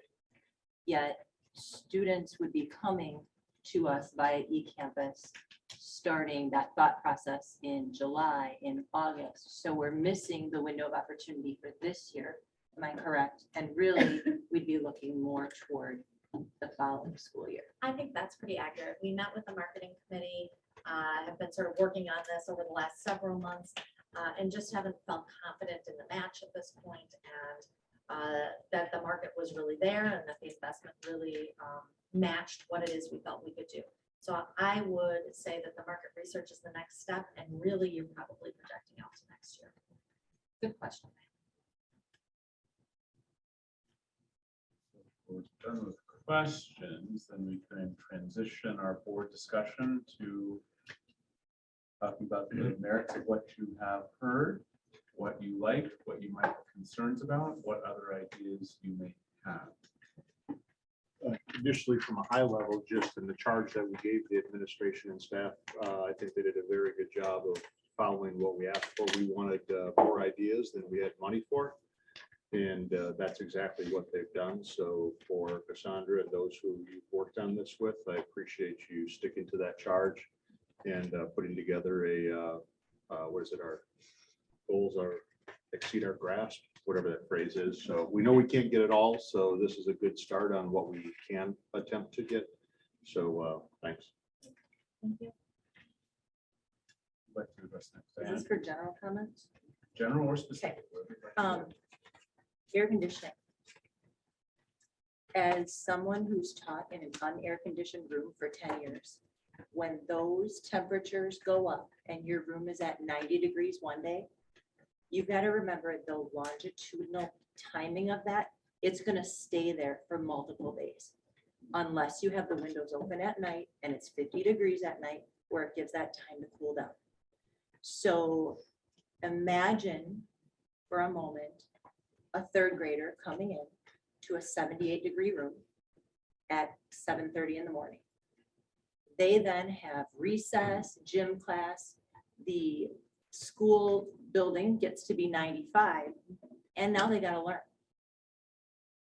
I know that as a teacher, I have asked board members to come fully dressed in your business attire that you typically would and sit through 8 hours of that. I'm not even saying go to play recess and do whatever. I'm saying just sit through it. It's hard. And then you do that 5 days in a row. And then you go home maybe to a house that doesn't have air conditioning. So although it looks like a big chunk of change, I think it's very, very much worth it. Just for the learners, because that is their safe space. And we ask a lot of the teachers of what they need to do. I think we need to give teachers and students the ability to do what they can to make the best for those kids. I would just like to jump on your bandwagon. I love every one of my kids wholeheartedly, right? And I would not want to be in a room for 8 hours with any one of them at 90 degrees during the summer or whatever. So I can understand where you're coming from. Greg? I often hear the argument that we didn't have air conditioning when I was a kid. Well, back when we were in grade school, we had chalkboards. We had marker boards. We didn't have projectors that are mounted on ceilings that get extremely hot. We didn't have smart boards that also get hot and overheat and cut out in the middle of class, disrupting our class time. We have staff that wants to be able to get in their classroom at the beginning of the year and to be productive. They don't have a very long period of time to get that done. And it's usually a hot time of the school year, it's trying to set up their classrooms. There are safety concerns when it comes to water and condensation, which I'm concerned about. We don't need our staff getting hurt. We don't need mold issues. We don't need kids getting hurt. I find some of the concerns that people have brought forward very valid. So yeah, I do support the use of air conditioning in these buildings.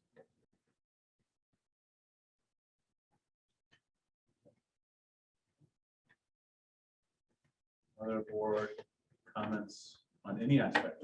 I would like to see something like. Okay. I would, maybe even under enrollments, helping with the Douglas 4K and the early learning upgrades. I think that's key. If we're going to be bringing, that would be an enrollments topic, I think, to bring, that's where they start.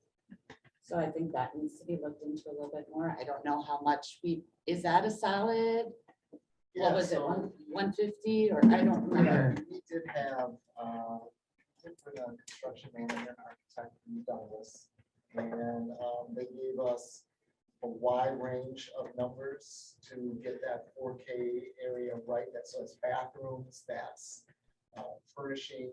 So there's a range of about 120 all the way to 325. Okay. And so you can do as much or as little in those spaces to make those better. We talked about having that the back hallway of Douglas where you have early learners double dooring that off. So it's kind of like their area with bathrooms in the rooms, and so there's less waste of time that's happening with chasing kids down the hall. So I would like to see that a little bit more priority. I think that's student success and enrollment. It's just, just maybe if we don't change it now, it's something on guard. So you're saying that that would be like a first item? No, I of think- extra money or right now? No, because I do think we need to do the networking, that I know that needs to be done. I'm just adding that in, that I don't see that as a priority. And I don't know what everybody thinking, I feel that that's a little bit of a priority. And my only other concern, do you want us to just keep going, Yeah. or do we want to be talking about No, topic no. by topic? Okay. I know we didn't really separate the 20% learning loss. And when the ESSER funds, if you even just look up ESSER funds, it's supposed to be, for the academic, social, emotional needs, and the impacts of the low income, special needs, English learners, all that. And I know we are trying to do a lot with curriculum, and I think that that is obviously huge. We have to be on top of that. I was a little shocked that we are like doing a full overhaul, almost.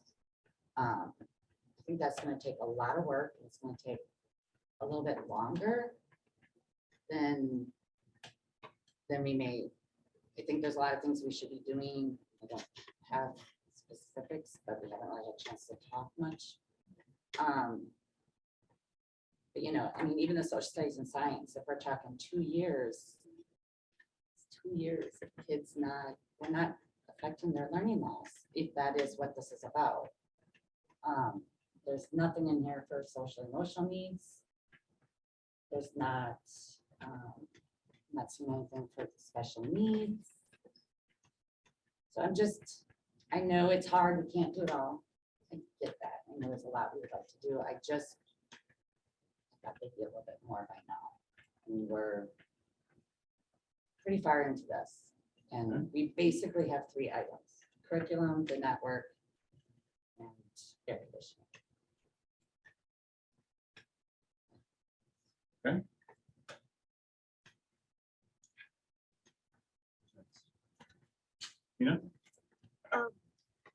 I guess I'm taking a look at the ESSER 3 for the student services, as far as the administration recommendations. I love that we're looking at curriculum, because I know the ELA curriculum for, Riverside was overdue, things like that. So I appreciate that, we're gonna be, good stewards of funding, and we have this window and things like that. 2 things. Number 1, I don't know exactly like what grades, all of those cover. But I guess when I see all of this, I'm grateful for it, and I'm glad that we're assessing it. But I think we also need to take a look at what is our ability to implement all of this. Because if we're looking at, I'm thinking of like elementary teachers that probably teach all 4 of the subjects. And if I'm looking at like, oh my gosh, I have all new, reading curriculum and math and social studies and science, what really is our ability to be successful at implementing the curriculum? I mean, it's one thing to have it, but is it going to do, what we want it to do, that kind of thing? I guess I would really, that was just one thing that I wanted to bring up.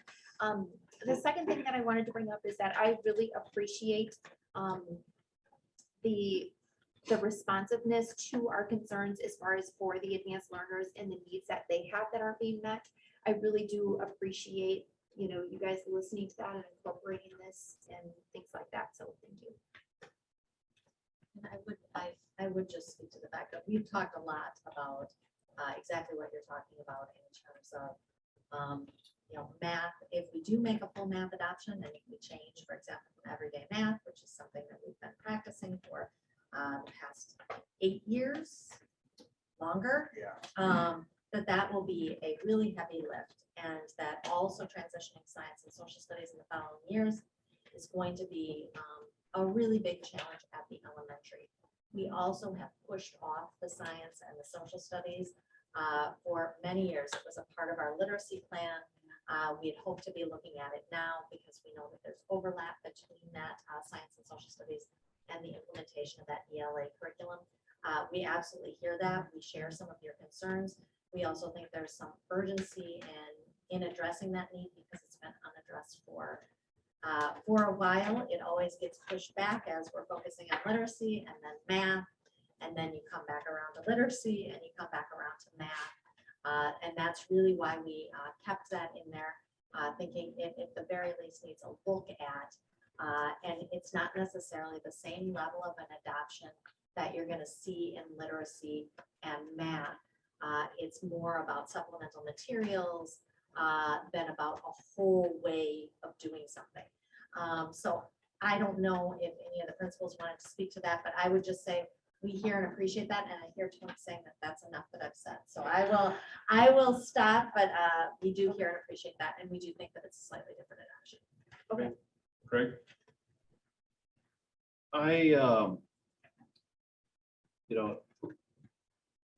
If you consider curriculum, something that you would typically plan for and put in a budget, it awfully looks like we have one bucket of nearly $4 million. Especially when we're talking about infrastructure improvements that's in the enrollment growth bucket, but that doesn't necessarily have anything to do with enrollment growth. It would make sense to me if we're going to talk about enrollment growth to have marketing dollars be used in enrollment growth. I am concerned that we are allocating nearly $2 million to curriculum, over that actually, when you figure other ESSER dollars, right? And fast forward down into the future, years 7 through 10, 2030 to 2034. Now we have a situation where we could potentially be requesting a referendum just to replace curriculum. I'm concerned about that. I don't know if that's responsible. Because it would all be coming. due. Yes. And I think that when we put forth curriculum, I'm not saying that it's not needed, but I'm concerned that it sends the wrong message.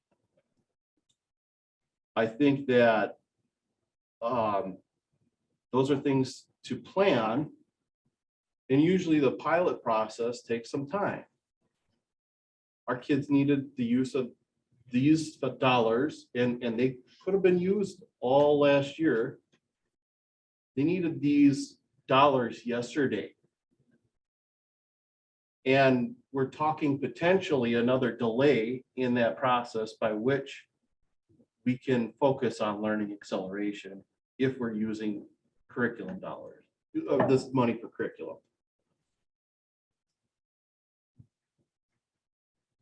I guess I'm really concerned about that. I lost my train of thought, so I apologize.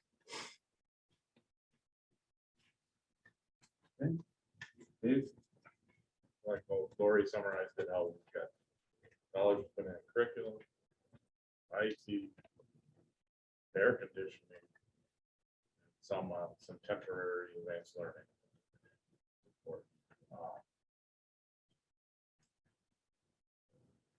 I'll pick on the AC. I can't get behind AC for ESSER dollars. I can't get them. I don't disagree that teaching and learning on those days that when it's nasty is work. But those are not the majority of the days, and the minority of the days. AC is, if we were teaching year round, without a doubt, it's something we're looking at strongly. We're talking about spending over 40% of our dollars on air conditioning. Set it up saying, and with the last referendum, that was thought to be the next. It feels like a referendum type of thing. Doesn't feel like ESSER. Oh, I understand we can make it qualify for that. It doesn't feel that. I mean, the 6 areas of concentration from the DPI are, and I've got to put air conditioning units into that, of preparing and responding to COVID, addressing long-term school closure, addressing after-school and summer school learning, education technology, outreach and service delivery to special populations, mental health service and support. I'm not feeling AC. But again, I don't want to say that it's not something that we should consider. It just doesn't feel like it belongs in. But as though, I mean, if we were talking about spending $100,000 on it, talking about spending $2 million on it. And now that just put it in. That didn't maintain it. That didn't operate it. That didn't. We're also stepping into an additional cost for the district to keep it going. Doesn't feel like that.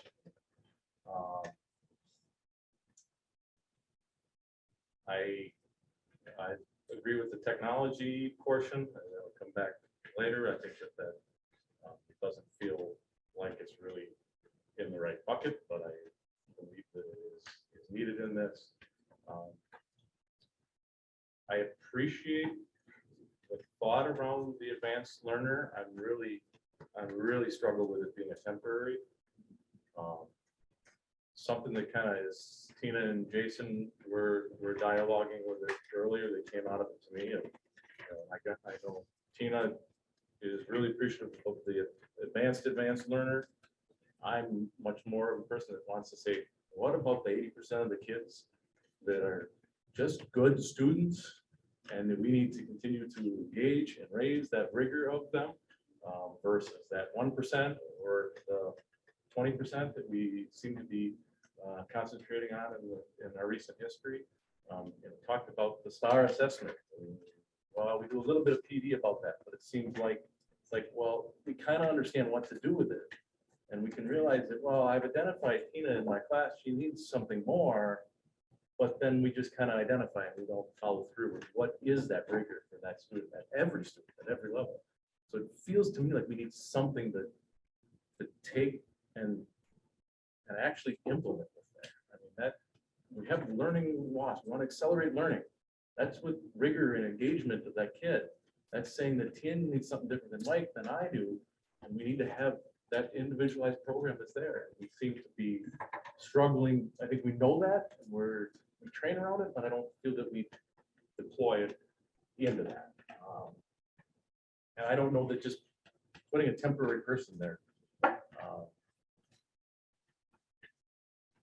moves that needle. I mean, we had staff, whatever it was, 4 or 5 years ago around advanced learning. We had dedicated staff. And we went away from it. Haven't seen successes there in either.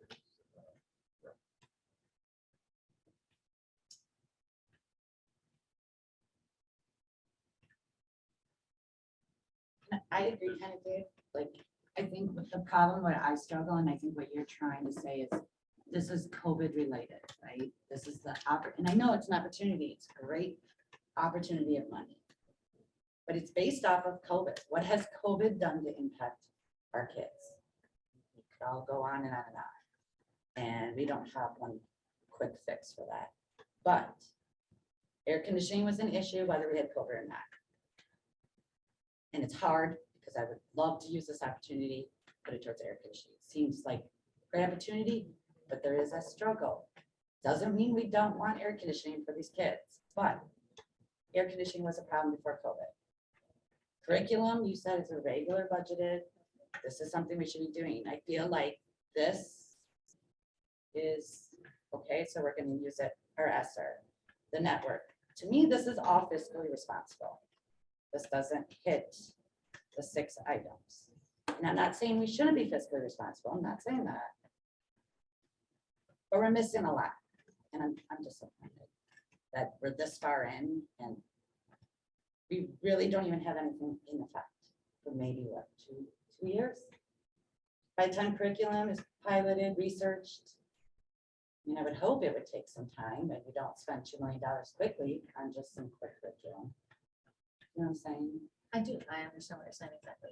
And there's no doubt, if you're spending it in those curriculum buckets, you are pushing some of those pieces out.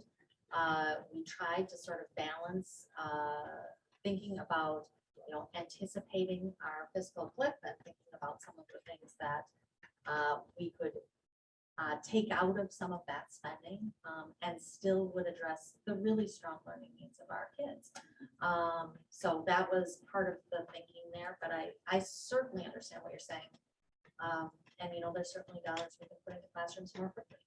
Yeah, I think what I was trying to say, Lori, is that I'm okay spending dollars that are fiscally wise on things that we know wholeheartedly that we need to do and we're going to do anyway. I.e., we need to look at math curriculum.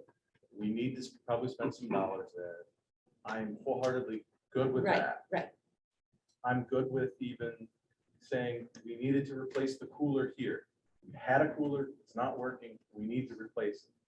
I'm not good with saying, and I'm looking for and not seeing, here's an innovative thing that's gonna really move the needle on the impact that COVID had on just our test scores and our performance in general, not being where we want it to be. It's gonna substantially move that impact. I'm looking for that and not seeing that.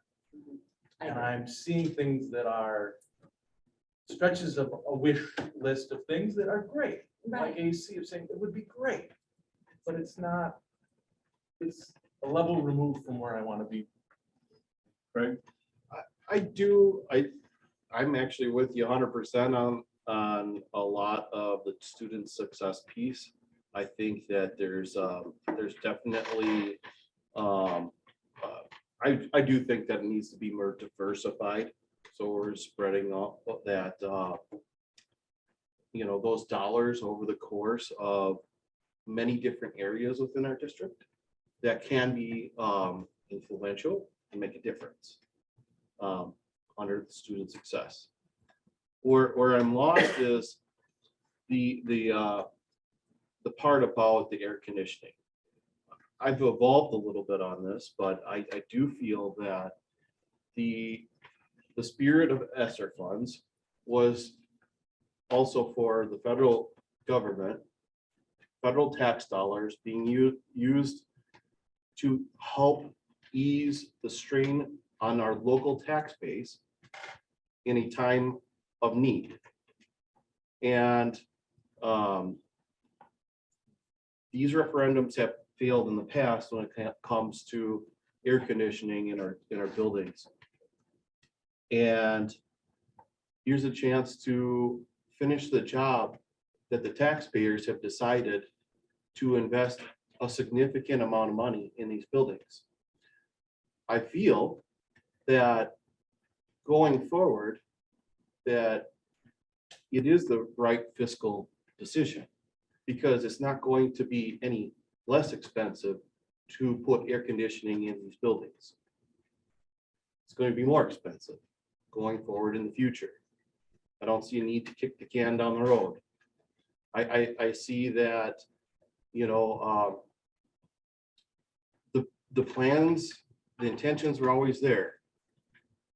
And another referendum in that particular area might fail, but because our tax base is strained, they want to see us utilize this money appropriately, and air conditioning is probably an inevitability at some point. Here's an opportunity to help out our local tax base with that obligation.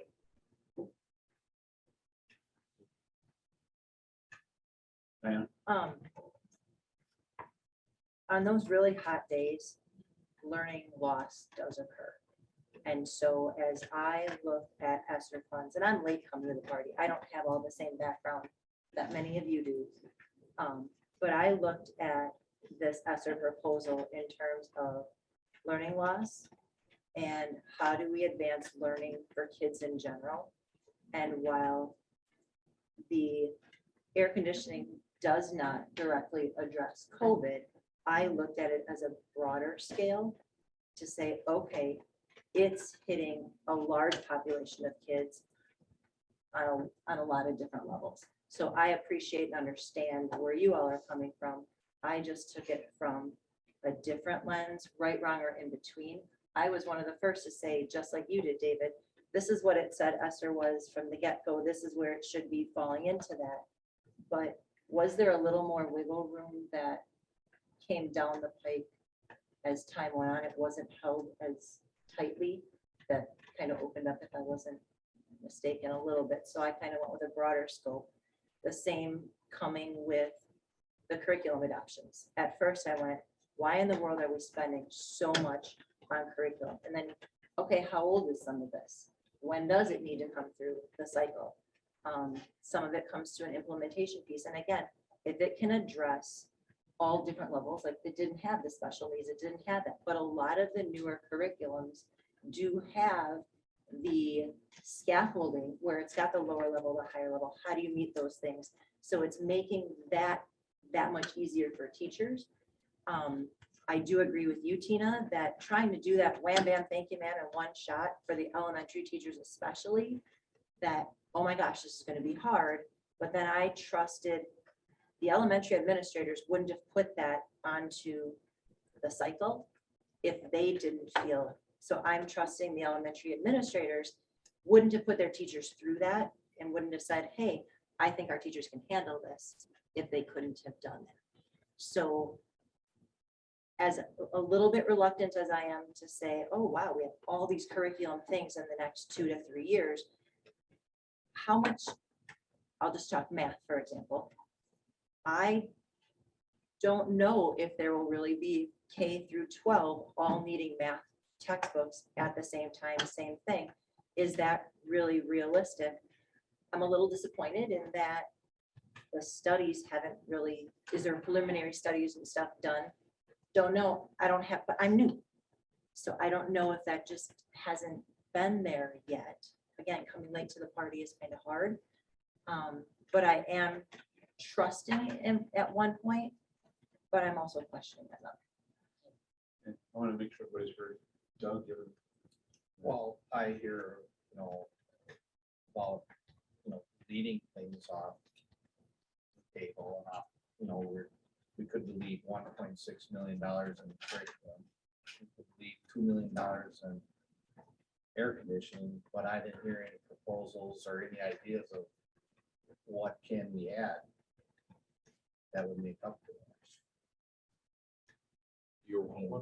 So you want us to spend all night coming up with a new plan? Well, that's what I'm saying I right know, now. you know what I Well, mean, no, but I I'm- think it's been, Right, I mean, Yeah, this is hard. what the administration put together. And what we charge them to do. And would you pick any of the other items that are in that list rather than the air conditioning and the curriculum? I hear, we shouldn't do this or haven't heard, what are we going to replace it with? So, a couple thoughts. But, excellent. But Why didn't we- It was just I was listening. to Number your- one, I'd like to plant a seed that it's not required that the plan that we submit to the state at the end of June allocate 100% of the funds. They've given a guideline, and the guideline was, hey, think about 90%. But we don't have to submit a plan that covers 100%. We can leave funds unallocated.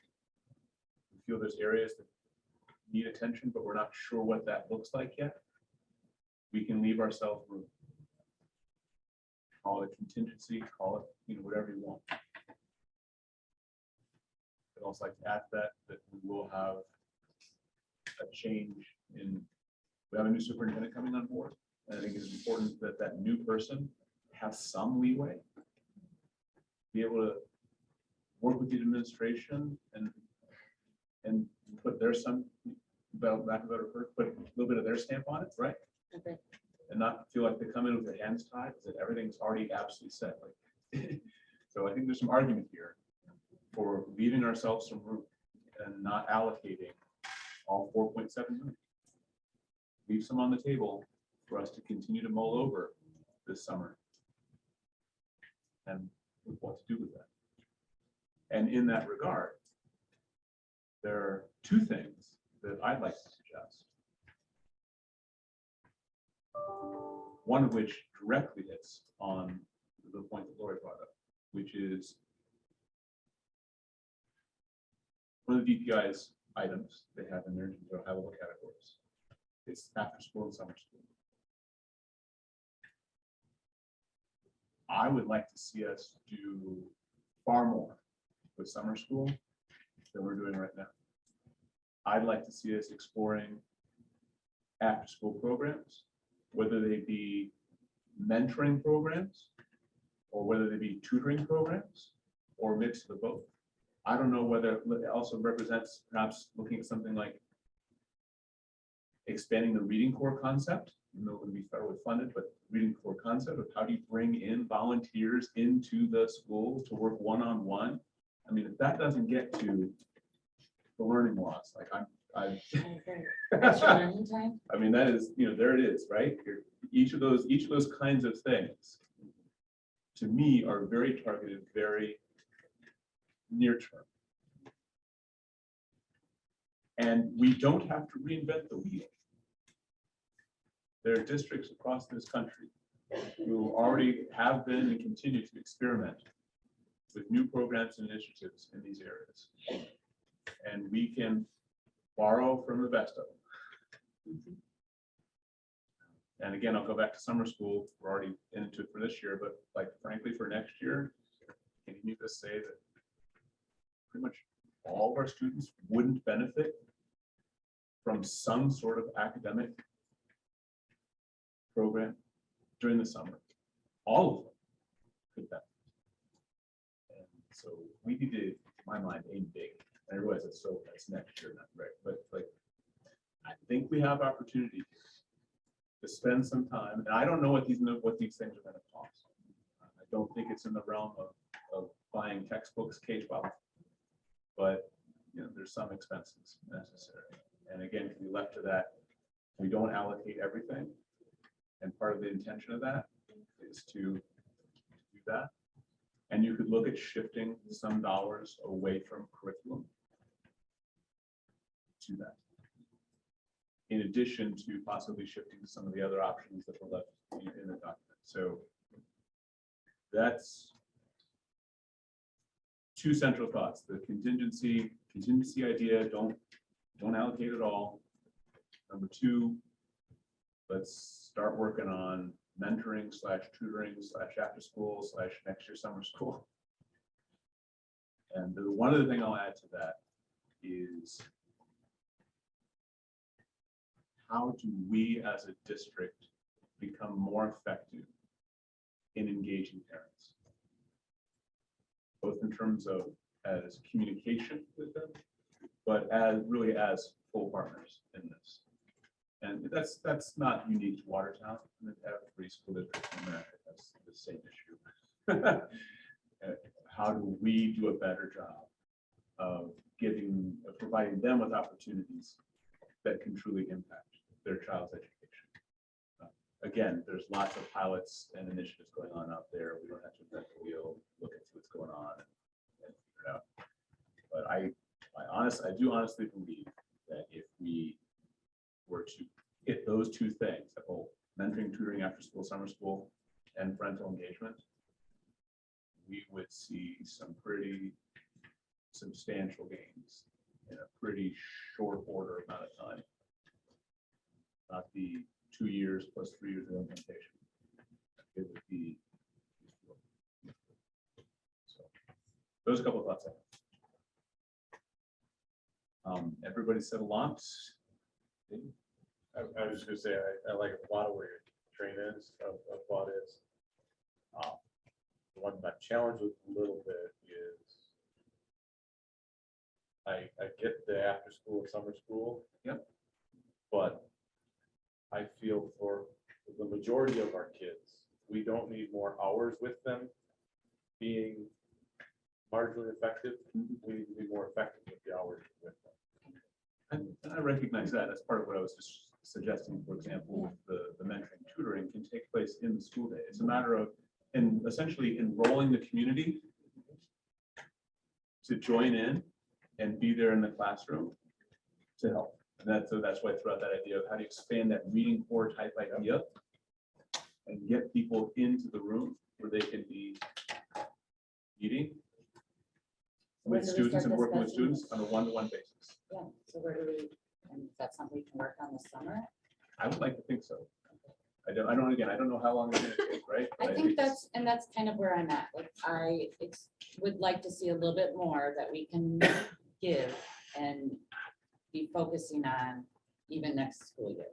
You know, I would have liked to seen it this summer already, but we're past that boat. So that's where and you know, what if the curriculum comes to 2.5, you know, then do we have the money left over? You know, I don't want to be sitting on the edge of waiting. And then we're like, oh, no, we've got this much, we've got to spend this. in 6 months. Yeah. Because that's not efficient. Mhm. It's not good. So I guess what I've heard from you all is I think there's still some open debate in the air conditioning. I get that. I very clearly understand that. I heard a number of you speak to a level of discomfort about just how much we're putting into the curriculum bucket for a number of reasons.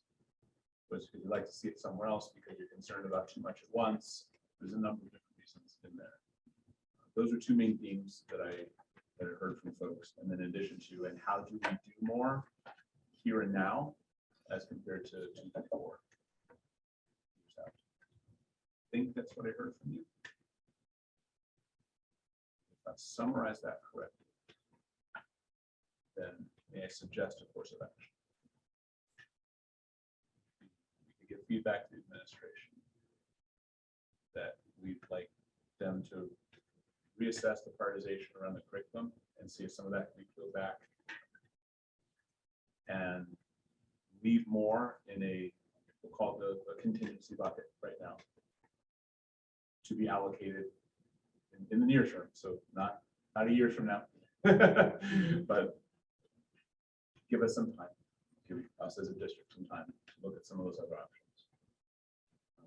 I don't think I necessarily have a suggestion to make in terms of the air conditioning. I think we're just going to decide whether we want to do that. Well, I think the way to answer that is if we didn't spend $2 million on air conditioning, what are some real proposals from the administration to replace? That's what I was asking. I mean, If we take that out of the list, the dollars just went in a hurry because they've only given priority of whatever it is already. And take that out of there. Is it possible, trying to honor the thoughts of everyone yet still kind of go down that road? Is it possible to put window air conditioners into those classrooms that don't have it? The doors are closed, so it's a minor cost comparatively, but it still solves the problem on the 10% or 20% of the days in question. So does that That's some take of care the of? challenges that is, as like, we've asked the administration, because the air conditioning idea has been around now for 7-8 months of discussion. If we've asked some of that of like, what's the other versus full-blown air conditioning across the entire building? What are some other ways to mediate that? And Yeah, after speaking with DPI, it sounded like there were some limitations on the types of systems that you could use for ESSER $3. I could mistake it, but I don't think there was. No, Yeah, I'd have to look at it. I would offer that it's a very different question when you're going to put window ACs in a building with 20+ rooms as compared to say Lebanon that has 3 classrooms in it. The electrical demands become significantly different at that scale. And your common space areas are of a way different scale in those larger buildings than they are in, again, so both its effectiveness is reduced and it's not, won't be as simple as frankly. So it's really not as, an as putting them in the windows. I mean, it is an option, but it becomes throw, and the last part is it becomes throwaway. At some point, if you want to do it, what you put into all the wiring for that, and that's throwaway expense. So. My question is with filing with the state, and maybe Michael could answer this. We talk about contingency fund. Is there, can you have that? I mean, or what would Yeah, that yeah, fall? yes, you can have it. I Yeah. mean, they literally said there was a district that tried to put in their ESSER plan for $1. And they denied that, because that's not realistic. And so we have what is a realistic plan, and 4.7 million, while there's a lot of needs, isn't easy to spend quickly. That's why they give 3 years, because it's not an easy thing to spend that lump as quickly as the ideas can pop up, that it takes the planning to be able to do it. So there's a reason for the 3. I would say that the plan that's put forth, I mean, while we gave administrative recommendations, underneath student success, there's 280 not allocated to anything. Under fiscal responsibility, there's 270 not allocated to anything. Under enrollment growth, there's 300 not allocated to anything. And so there is, whatever that adds up to, 800,000, so 20% not allocated to anything. I feel comfortable pushing that through. But just want to be clear that that does exist right now. That contingency. So what is your desire for members? Have to see that gets us to a plan that we can submit to the NHU. I would suggest potentially another working meeting or whatever you want to call it to try to figure some of this stuff out.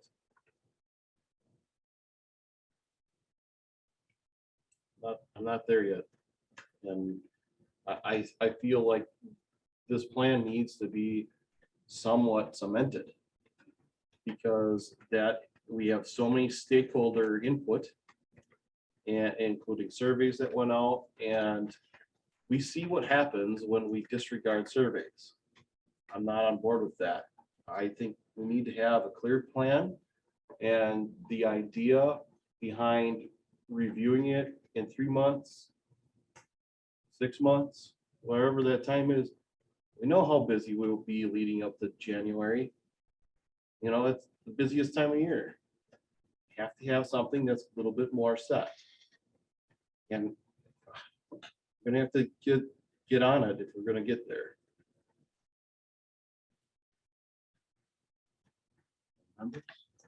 Mike? Yeah, I think clearly, I don't think everybody's on the same page today, right? I agree.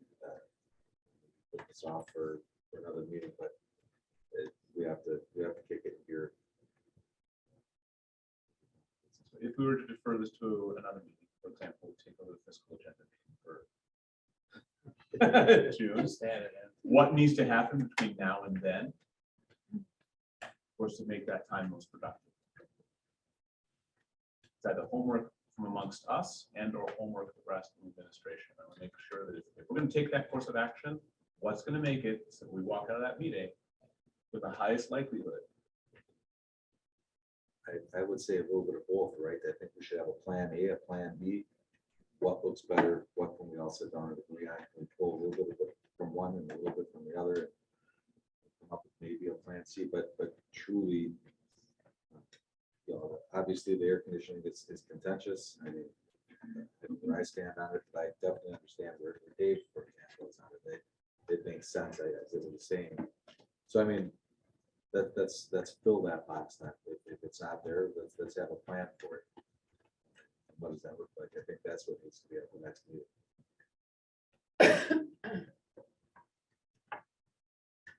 Other thoughts? I think for myself, I appreciate that the administration came with these recommendations because you guys have like, I'm sure, 80,000 things that, and to try to whittle these down to the most impactful. I'm on board as far as like the curriculum and needing a curriculum, but I just really want to make sure that, it's not just a top level thing like that. Okay, it's, all the way through, because we want to be good stewards of not only the money, but the time that is spent, regarding, putting in new curriculum, that kind of thing. I think maybe what I'm hearing as far as like the air conditioning, I guess a thought that had crossed my mind, if we say yes to air conditioning, what are we saying no to? To maybe, maybe that kind of covers a few different areas. If we say yes to air conditioning, we're saying no to this. And I don't know if there's a way to see, I don't know exactly how you'd figure out how many days, that kind of thing, because I know that changes from year to year. So I'm not necessarily saying a complete no to air conditioning, but maybe if we had a scale kind of thing.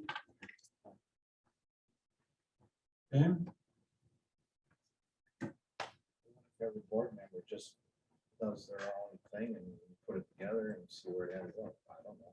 I put my proposal together. Maybe there's more people that are on the same page than what we think.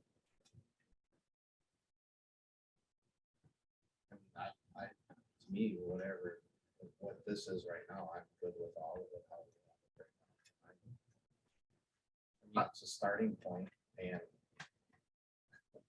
Doug, I don't know how far we can debate all day long, but we need to put something in place now. And this is, the administration did a great job. Mr. Williamson did a great job. I'm just thinking that this is good for me. I'm just telling you what I feel. Yep, Doug, and I'm going to agree with that. I mean, most of the people on this board were on this board when we realized that the current understanding of how we had to enter ESSER 3 subscription to the state had changed on us. And we went through a process that we all agreed to, a process that we all followed. And to just, I don't want to say, to second guess the outcome on a process that we authored is without having a better process in place. I don't think we're going to end up there by the end of June, in which case I'd rather stick with our original plan, stick with the process that we authored. We can question how we authored it. We can question how we came to the conclusion that that's the process that we should have been following. If we don't like the results of the process, it's our responsibility as the board to establish better processes, not to change the results of the process that we encourage that the staff, the community, the surveys, the teachers all follow. So given that this is a flexible plan, given that we are 1 month away from having to submit it, I have no issue reevaluating it. I don't think it's appropriate to reevaluate it under the gun and then renege on the pretenses by which we set off on this agenda to begin with. So we heard loud and clear that people wanted air conditioning. We heard it in emails. We probably heard that we needed some fiscal responsibility surrounding its curriculum. Timing, I agree, and bandwidth are still of concerns. But that doesn't mean that because of those concerns, we should restart the entire process. This is the process that we agreed to. This is the outcome of that process. I'm comfortable moving forward with it, especially given that we get other bites at the apple. And we have 20% contingency in our budget. Besides. Greg? I'd push back a little bit in the sense that, I did go through the ESSER funding proposal. I did find that a lot of those areas that were identified in this proposal seem appropriate. I just think I think that if it was less weighted towards curriculum, that opens the door. There's a lot of other beneficial things that are in this plan. So I'm not necessarily saying blow it all up, but I'm saying we can work within it. Yeah. within the process to make it as effectual for our students as possible.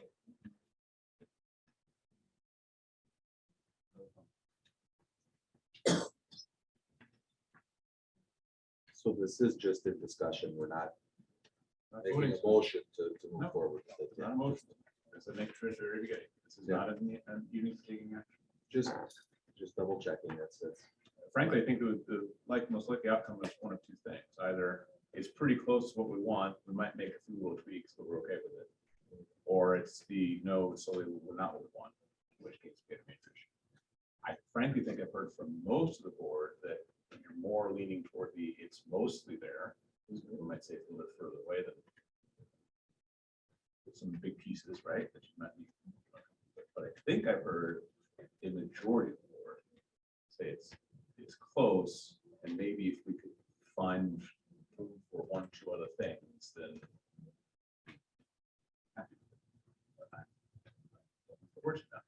Yeah, I may have misread the room because I'm with Doug and Dave. I think we were close. So. I as well. I appreciate the energy and effort that everyone has put forward in this. While I too thought maybe something here, something there, who am I to make that decision? I am going based on that information brought forward by the group. So I would wholeheartedly support where that is right here.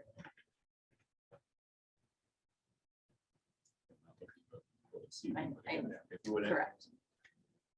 But we need to know what if there's Where anything this else to do stands. after this. Right. That's right. And that's what Tony's trying to. If anything, I would encourage the working list, Tony. I mean, right now, there's 5 bullets under each major category of things that we might want to add.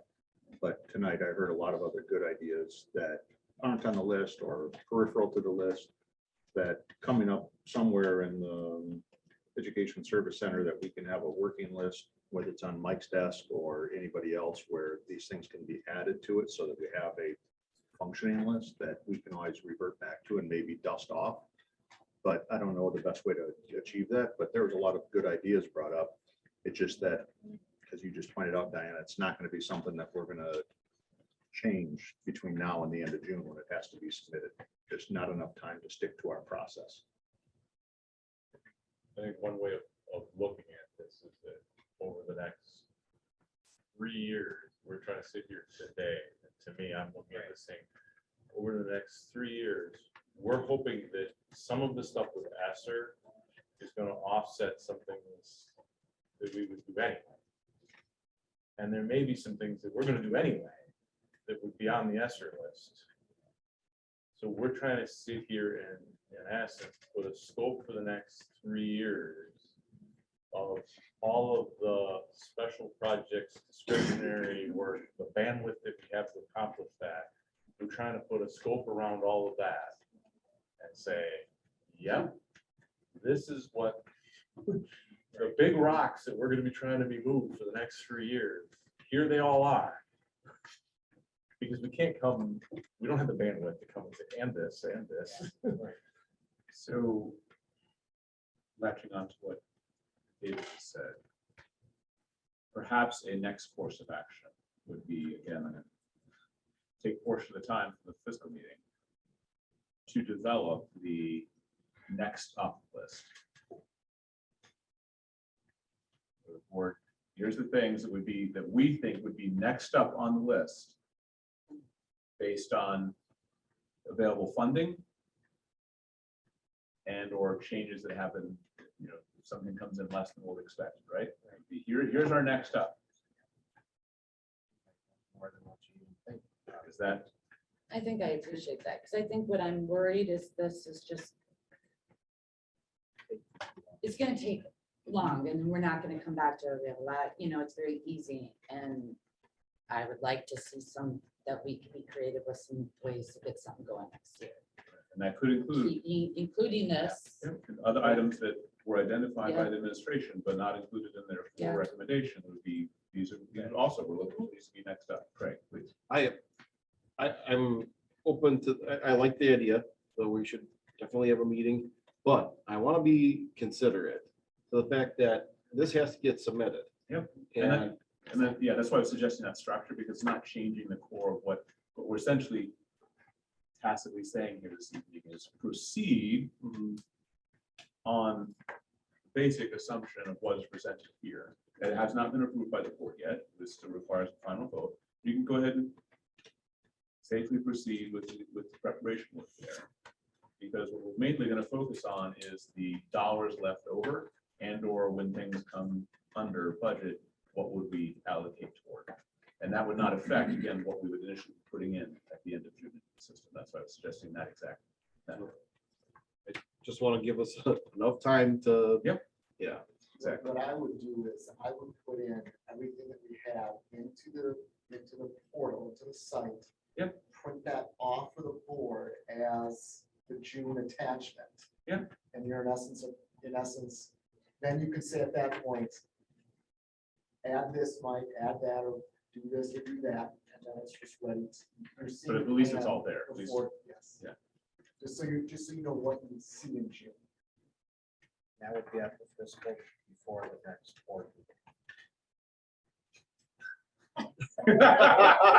That was as solid a yes as I've seen. Yeah. We're the soldiers. Okay. Comfortable with that course of action?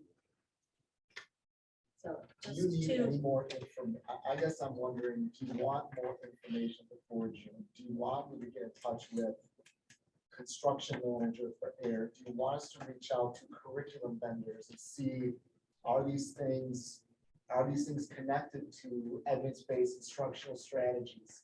Are there any of those details, or are we not there yet? Generally thought I heard that we're where we are. But if you want to do that extra work. Yeah.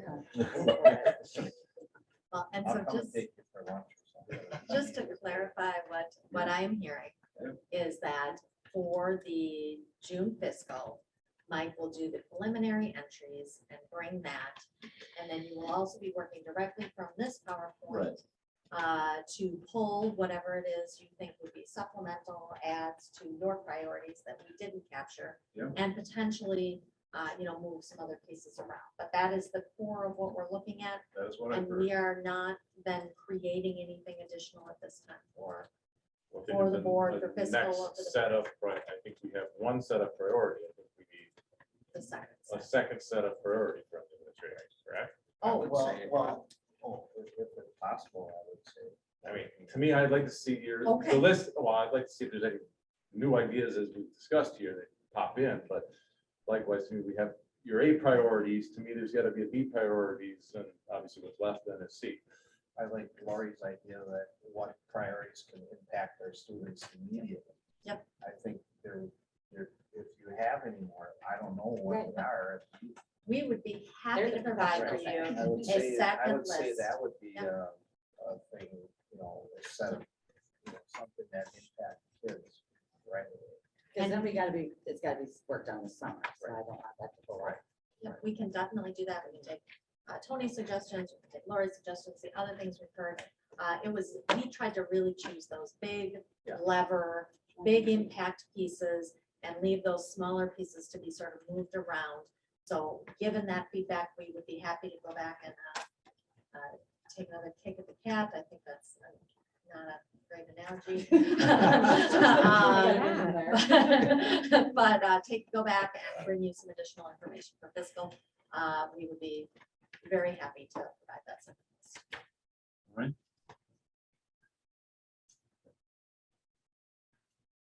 Our next item up, related to superintendent search. Matt, thank you so much for your patience. I feel your pain. What we are going to be doing at this juncture of the meeting is we're going to hear from the search firm that we have hired to assist us in this process. They're going to report to us the summative of the feedback that they collected from all corners about the strengths of the district, challenges we face, and thoughts about what we should look for in the next superintendent. Thank Go you. ahead and introduce yourself, not everyone at the board. Great, of course. Hi, I'm Pat Newdecker.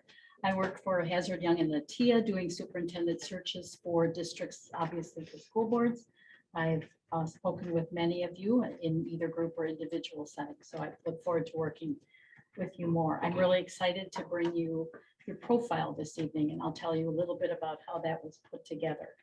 I was the former superintendent in Oconomowoc. I retired in 2013. So while I know a little bit about the Watertown area, it was my responsibility to really learn from you and your constituents in order to write this report. So that's what we're presenting. The full report for, if this is recorded for the public's sake, is in your packet, obviously, but I'll go through the presentation with you. Okay, thank you. Our process, if you are not familiar with the 4 phases, relies heavily on engagement. And engagement is reaching out into your community as well as your district to get the information that really will help the board make the best decision in this process. Simultaneously, we've been recruiting candidates for you. We will help with the selection and, if necessary, help with the transition process. The engaged phase included planning with the board, conducting your survey, doing interviews, focus groups, and finally presenting the leadership profile. The leadership profile is for your use. It becomes a planning tool for you. It also is a screening tool for us as we talk to all the candidates who have applied. This gives us a picture of who you are and what you're looking for. So during the month of May, we conducted listening sessions by Zoom and individual board member phone interviews. Concurrently, your online survey was running. And when all those things were completed, you had a total of 424 contacts that informed this report. In the survey group, the largest stakeholder group responding were parents of students attending school, as you might predict. The second group was staff, and the third group was your students. This chart, or this graph chart, also shows you the number of interviews we conducted, as well as the participants on the online survey. Not all groups were represented in both categories, but that shows you 28 personal interviews or group interviews, 396 survey participants, for a total of 424 contacts. And from that, we focused in 3 areas: the strengths of your district, the challenges of your district, and the most desired characteristics of a superintendent. So obviously, you should be very proud of these things. Watertown, we heard, is a great place to live. There's a lot of pride in your community. A lot of people feel good about living here, having been brought up here, perhaps, and also bringing up their children. We heard from every single group and every constituent about the dedicated, hardworking, caring staff of the Watertown School District. So congratulations to all of you. Your board and your community really, really do send praises for your work and your dedication. People are also very proud of the numerous opportunities that exist for your students. That's in every area, from athletics to academics to the arts, and across all grade levels, from 4K all the way up through your high school and everything in between, your charter schools, your focus schools. I forget which ones are charter, which ones are independent focus, but your project-based learning, your environmental focus, your e-campus, all the things that we heard about and that we learned about that are really viewed as great strengths for your students. A strong focus on STEM opportunities was also highlighted. People spoke very highly about the number of offerings, the age at which a lot of your opportunities begin. And of course, you can't but recognize those pictures when you click on your website and see those kids doing great things in robotics and all kinds of things. And we heard wonderful accolades for a very strong business office. And not that other departments aren't strong, but for an incoming superintendent, the knowledge that the financial house is not only in good order, but has somebody that will really be supportive and helpful is very, very positive. and will help with the recruitment. So I felt it was important to list it as a strength and not to overlook other people, but we did hear that your financial house, I would say fairly is in order, but certainly you're very pay a lot of attention to it. Okay, next, please. When you compare this to your survey, these are the top rated district strengths as tabulated on your district survey. This is also available in your packet and will also be available, I assume, on your district website after you accept it this evening. And your top 5 strengths from that survey were about technology, school safety, great teachers, administrators, and support staff, well-maintained facilities, and your technology infrastructure that was commented to be sufficient to support the technology you're trying to use in your classrooms. Additionally, 58% of respondents rated the overall quality of education in Watertown as a 4 or 5 on a 5-point scale, with 5 being the highest. Okay, next, please. Challenges. The question about what are your challenges, struggles, difficulties? What exists in Watertown?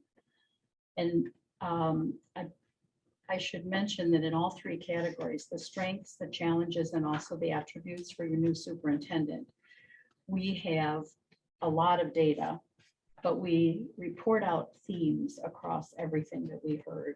So we wouldn't necessarily write something that we just heard one time because it appeared to be profound or something.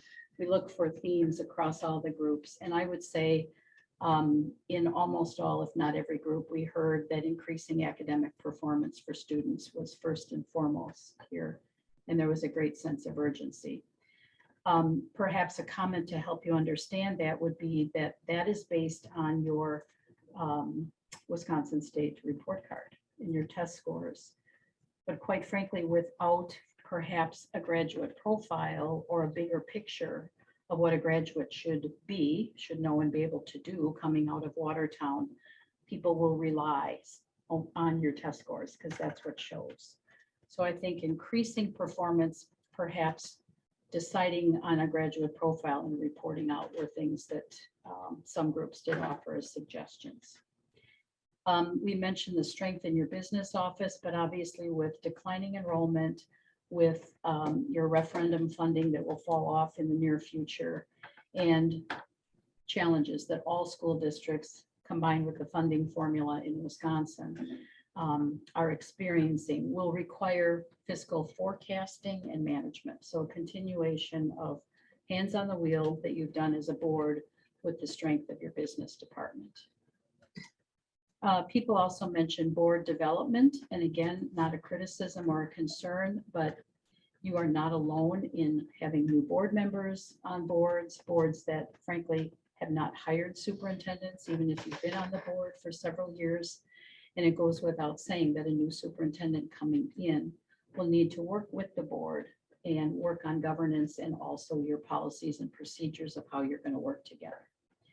And partnering with the community groups for the future of Watertown came through loud and clear. And it was beyond the typical partnerships that school districts normally have. I think there was also a call and an interest for the school district to be a voice and a player in what happens in the future of Watertown. In groups that are, whether it's your boards, your county boards, et cetera, your hospital, I believe, partnership group, et cetera, that are really looking at the next chapter and the next phase where Watertown was seen as a challenge, a positive one, that the school district could join in.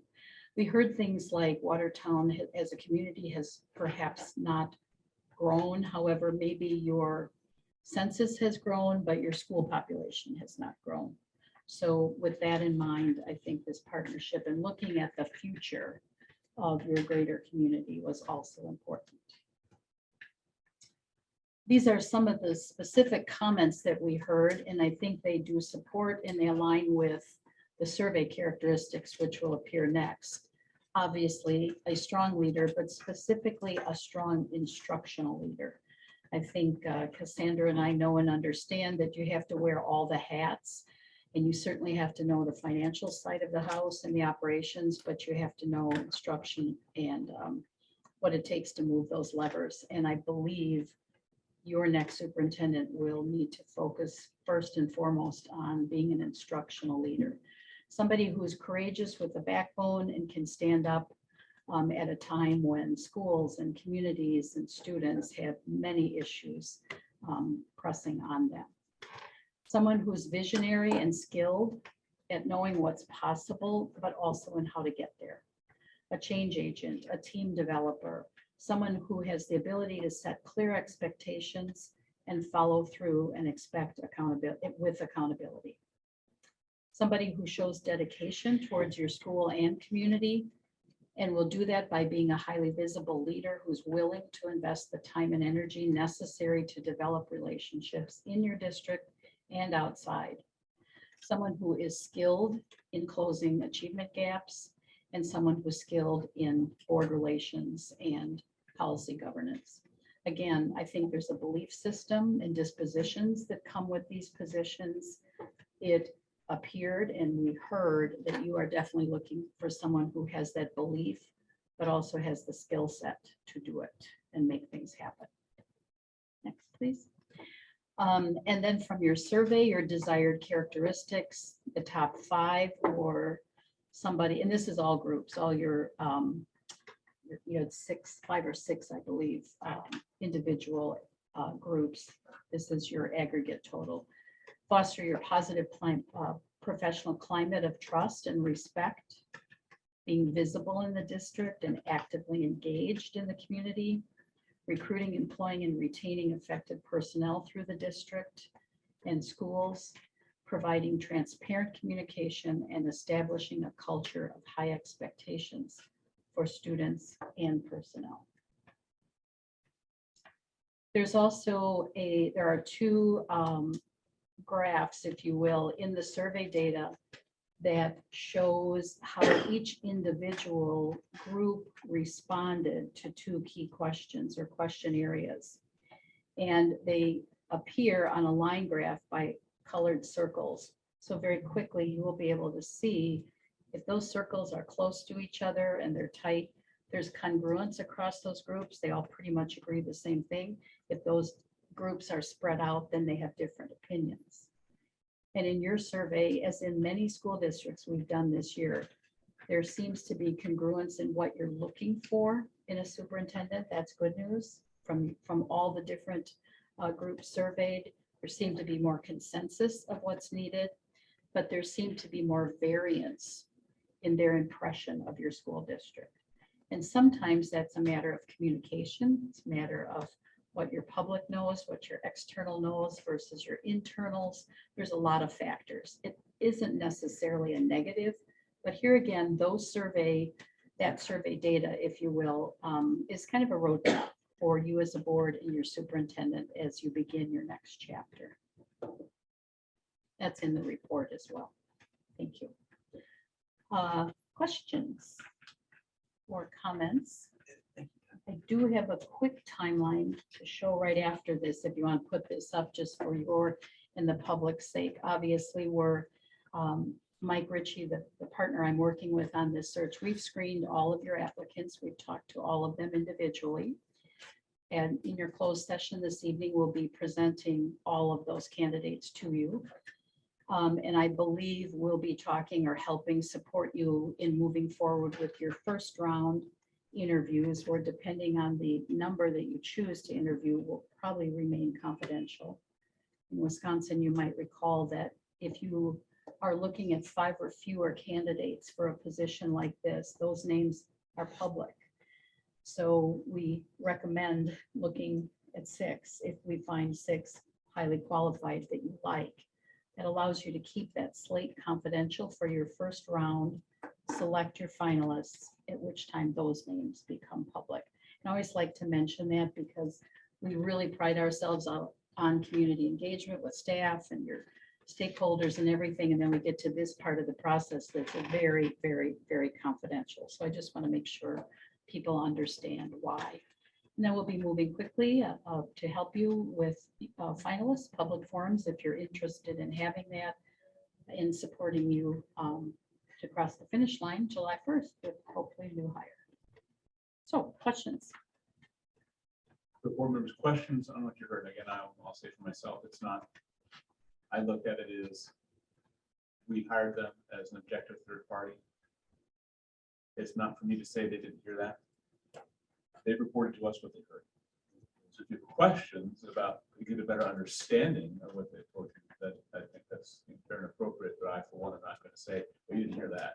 That's obviously wrong.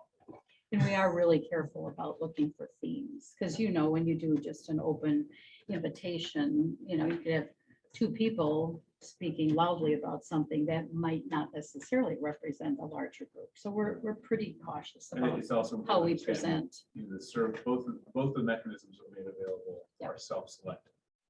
People who participated Yes. are the people who chose to participate. That does not for one moment say that that is representative of the Absolutely. population at large. It's just the people who chose to participate.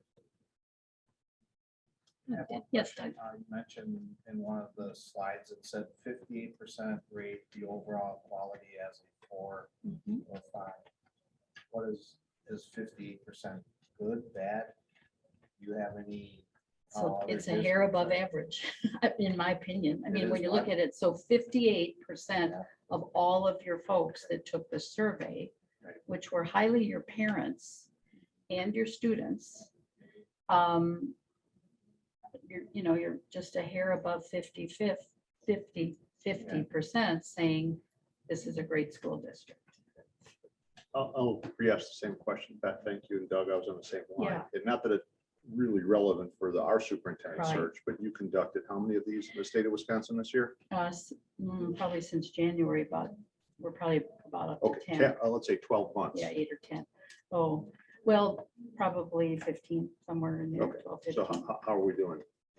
How does that question not compare in I Watertown? think it's a little bit 58%? low. Oh, It's a little that's- bit that- low. Thank you. That's That's what I was trying. Yeah, to that's find what, out. I think Yeah. that's what Doug's question. Comparatively, yes. I would say Anything so. else outstanding from your observations that says this is where we're doing better, this is where we have some clear opportunities to work on? And I know it's not scientific. I know Right. it doesn't have anything to do with Yeah. the superintendent search.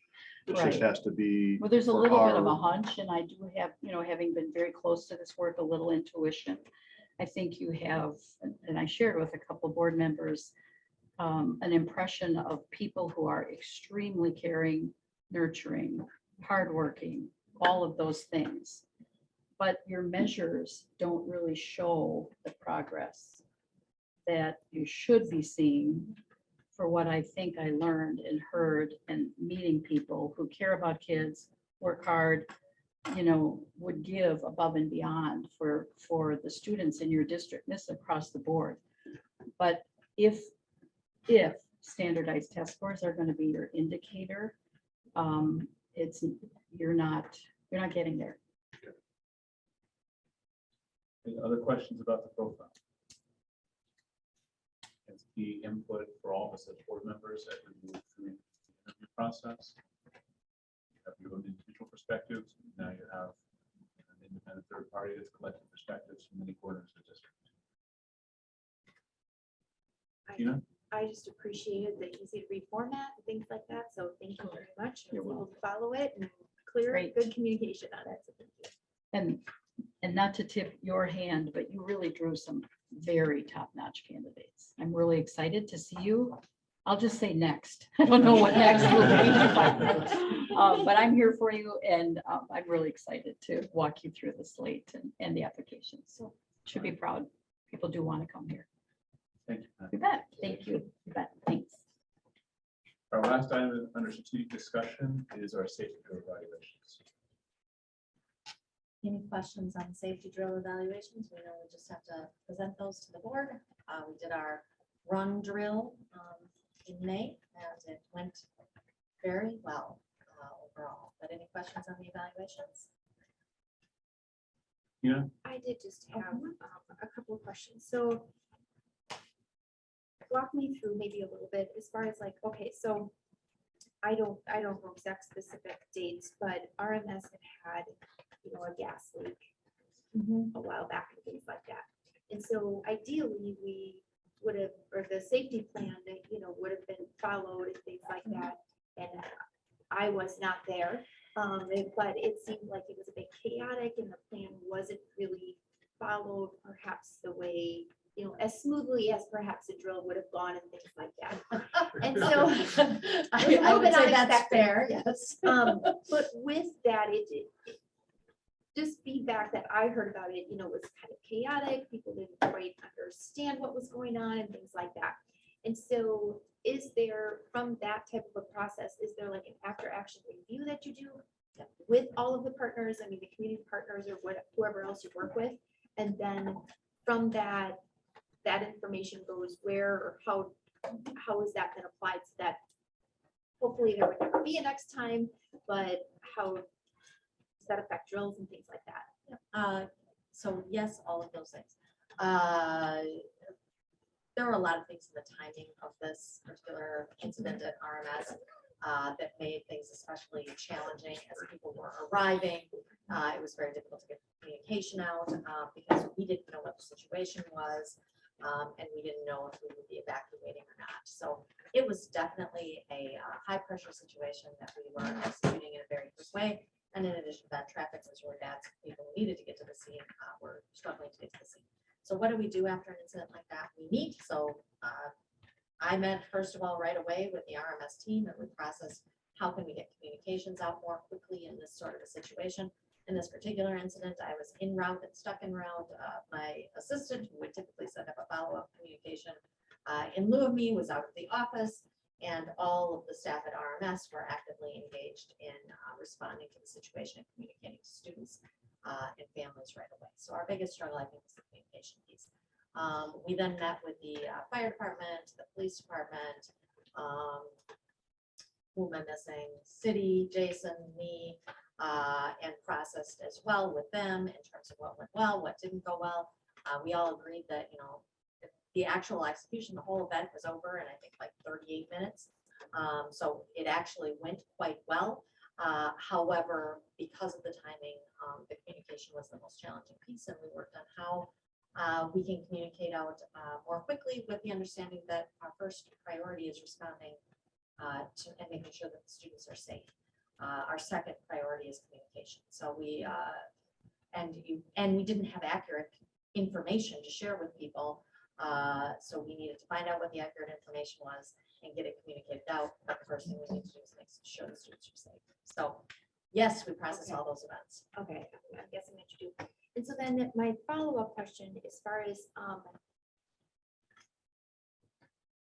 so I believe then with this, then there was a safety drill at WHS. I don't know if my information is accurate or not, but it sounded like it was a drill that normally they would have gone to Maranatha. No, that is not part of this drill. Okay, Correct. was that That's a different drill. That's a full evacuation drill. This was a run drill. Where we are leaving the site, but not doing a full evacuation where we would meet at an alternative location. Instead, we were there, the threat was emergent and we were needing to flee the vicinity.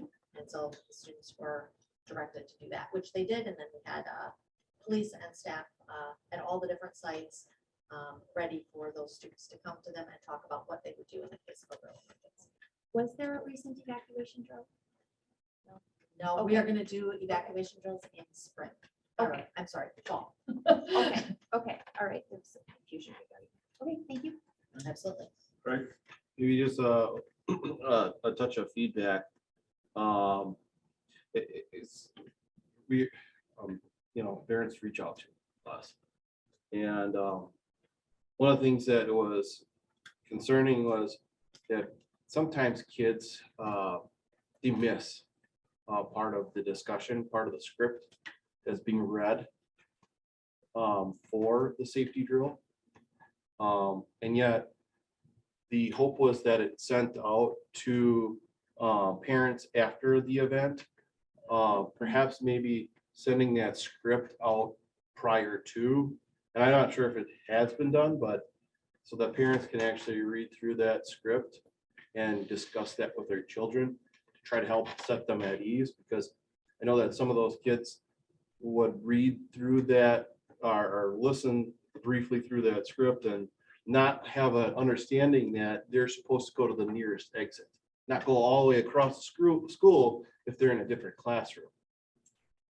So, I mean, those are things to like, And I would just respond a little bit to Yeah. that, Craig, in saying that we do actually not share a lot of that information, and we try to provide really general information to families in the thinking that we would like our procedures to stay within the schools whenever possible. In the event that we had an event, we are trying to keep our responses, processes, and procedures as confidential as possible, with the understanding that, I mean, when you're engaging an entire school in a drill, there's only so much confidentiality you can achieve. But we do try not to provide a lot of additional detail. I hear what you're saying. I think those conversations with families are really powerful and important. And so we try to weigh those two pieces in terms of maintaining some level of confidentiality around our drill process and sharing with parents that we are doing this and encouraging them to talk to their kids. Go ahead. I'd push back a little bit though too, because I think it's as valuable for those kids to understand what they need to do. They need to feel safe as a result of the process, and who can actually help them more than their parents. Yep, I appreciate that, Craig, and I'll definitely take it back to our safety team to discuss further.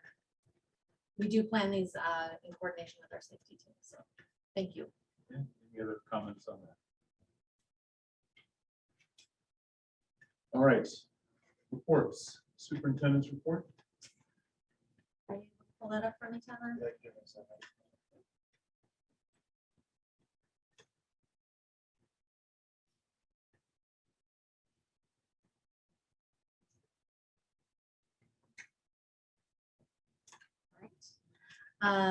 What you see here on this first slide is our Benson Memorial speaker, Dr. Talithia Williams, with some of our culinary students who prepared lunch for her. Our community event with Dr. Williams was not very well attended, but our students really, really enjoyed the opportunity to interact with her, and I'll talk a little bit more about that as I continue through the slides. And I'm clicking it. There we go. All right, and I mean, this is just amazing news. I mean, I don't know if you all know this, if you saw it on the in the newspaper, if you saw it in my superintendent updates, but our academic decathlon team is first in the nation, first in the nation. This is no one else is first in the nation. It is first. And you know, I just think it is such an incredible point of pride, and it just speaks to the incredible diversity of opportunity that we provide here in the Watertown Unified School District. If you want to be in culinary, you want to be in CTE, you want to be in academic decathlon, the opportunities are here for you, and they are incredibly outstanding, rigorous, relevant, all of those things. Some of the students are getting named neck braces. I know, right? I know this kiddo here is really on the struggle bus, I think, with 10 or 15 medals there around his neck. Please tell everybody you know, when I see that 58%, it breaks my heart a little bit on 4 and 5. There are great things happening in this district, and we need to make sure people know it. 88% of our schools exceed or significantly exceed expectations. There's a lot of great things happening here, and we're going to tell our story. RMS inducted our National Junior Honor Society students, so we are happy to celebrate these people as they begin their paths to greatness. Dr. Talithia Williams is an absolutely nationally known speaker, host of Nova Wonders, inspiring author, STEM and STEAM advocate. She spoke with all of our high school students and really engaged them and hopefully changed a life, showed somebody that a career perhaps in STEM that they weren't considering is possible for anybody. And it was just really inspirational. She told, and I know I'm taking longer than I should, but she told this story that she was pulled aside by her AP Calc teacher. And her AP Calc teacher said to her, you should really go on and major in math. And as a result of that conversation, she went on to major in math. But what she found out at their reunion was that AP Calc teacher told that to every single kid in the class. Right? Yeah. We make a difference. Teachers make a difference. We make a difference for these kids. And when we believe in them, the possibilities are endless. Elementary schools, they just have everything going on right now. They got carnivals, they got field days, they got donuts with grown-ups, they got everything in between, showcases, just all sorts of fantastic things happening in our elementary schools, choir concerts. Everything is going on. If you have the opportunity to go out and see some of those things, I really encourage you to do that. Enroll in Camp Invention. This is another really outstanding opportunity offered over the summer here in Watertown. If you have a son, daughter, niece, nephew, grandchild, this is a project-based learning STEM opportunity over the summer, which gets rave reviews every single year. Congratulations to Tressa Smale and Judy Miller. They were named Home for Heroes Teacher of the Year Award winners.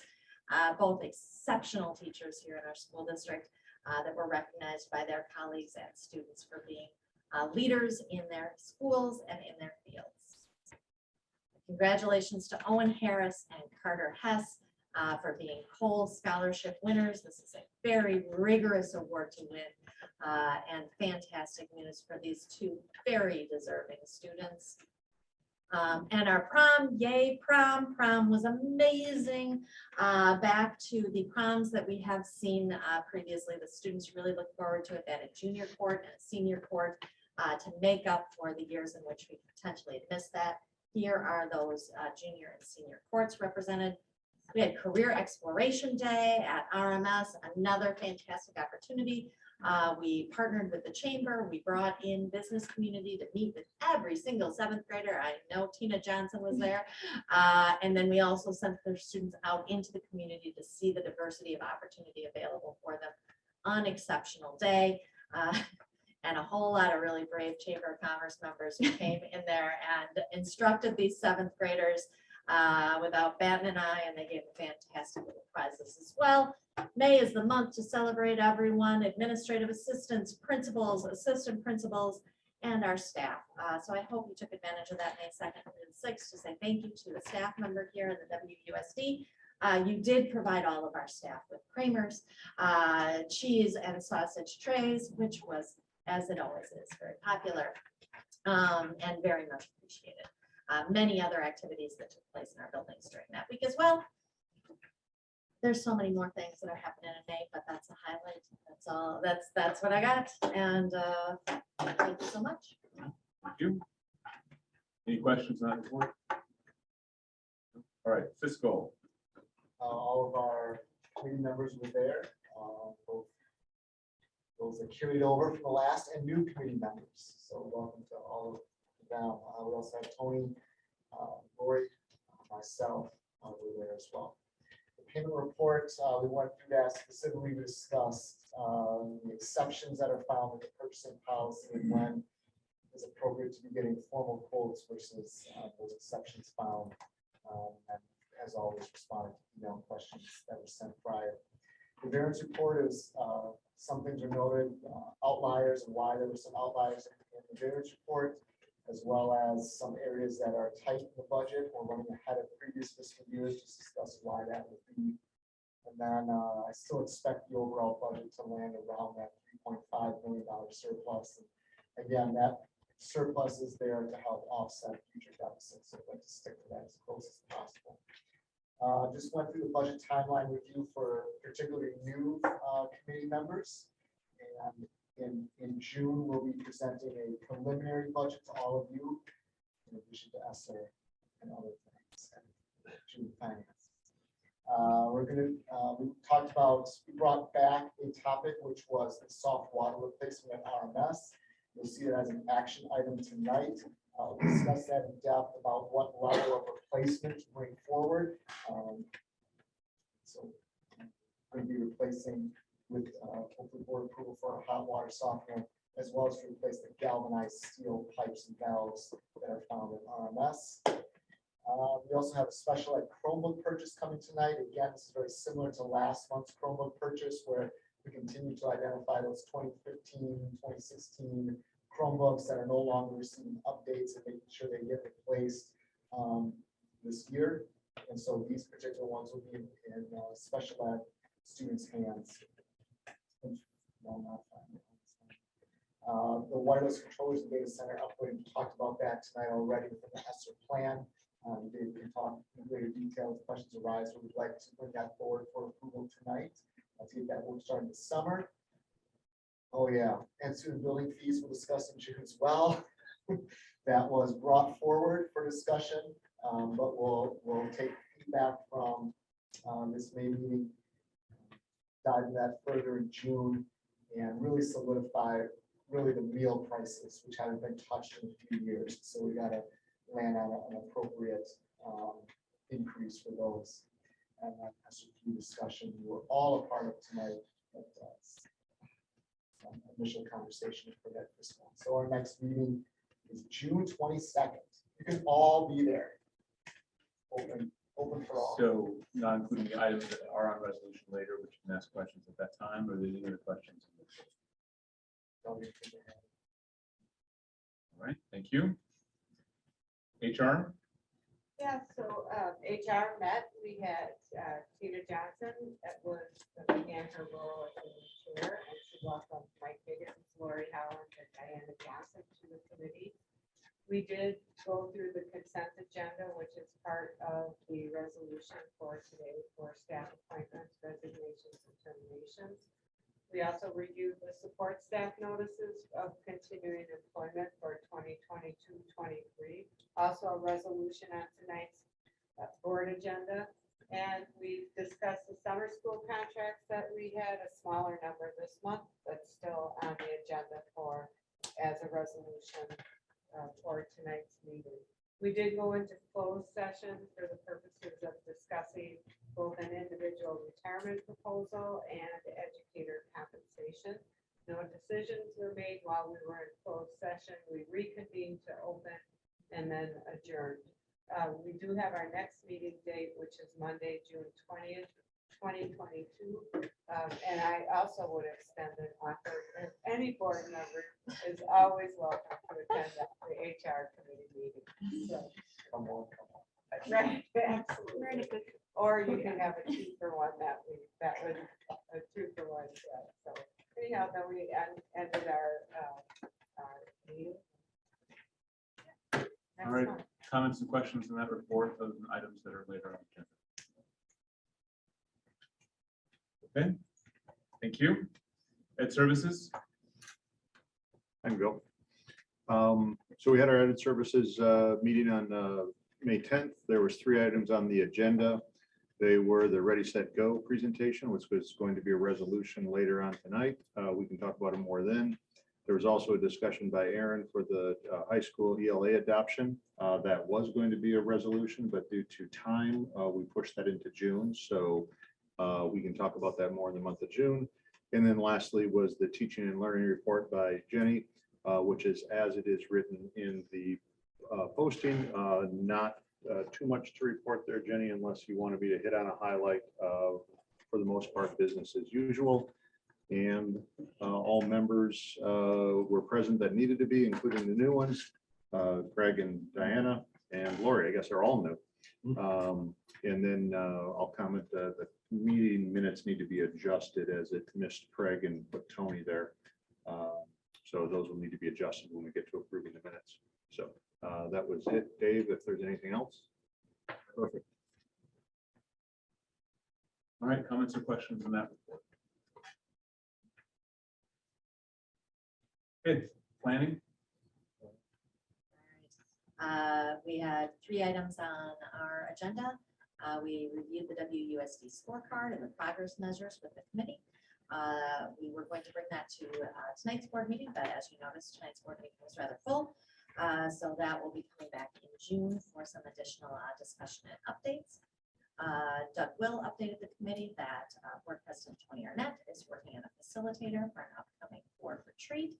And the committee discussed district communications and trying to determine next steps about how we can invest in this area to create a point person for communications to help us tell our story. And I'll just add a comment that I believe I have secured a facilitator for our retreat, and I will be circulating dates to you for the tail end of June. So, put that in. Other questions or comments on the report? All right, thank you. That brings us to the consent agenda, resolution 9124. The consent agenda includes meeting minutes and committee summaries. Under staffing, it includes retirements, resignations, and appointments. Includes the approval of bills as well as the first and second reading of policies. Please note there are no policies included in this month's consent agenda. And we will go ahead and incorporate by reference the previous mention of the correction that needs to take place for the Ed Services Committee meeting summary. Do I hear a motion on resolution 9124? So moved by Mike. Is there a second? Second. Seconded by David. Comments or questions on the motion? Tina? I'm not seeing that there's approval of any bills. Is that, there's nothing under there as well? You don't normally put content under that. item. Oh, okay, all right, sorry, didn't know if I was missing something. The Thank you. the fiscal would have, yes, the fiscal agenda would have. Got it, thank you. Any other comments or questions on the motion? Hearing none, roll call vote, please, Doug. Mike Higgins. Lori Holland, Yes. Diana Johnson, Yes. Tina Johnson. Yes. David Schrader, Yes. David Smith. Yes. Doug Will, yes. Greg Wortman, Yes. Tony Arnett. Yes, and the motion carries. Next is our other resolutions for this evening, starting with resolution 9125 for additional summer school staff appointments. Do I hear a motion on 9125? So moved. Moved by Tina, seconded by Dave. Comments or questions on the motion?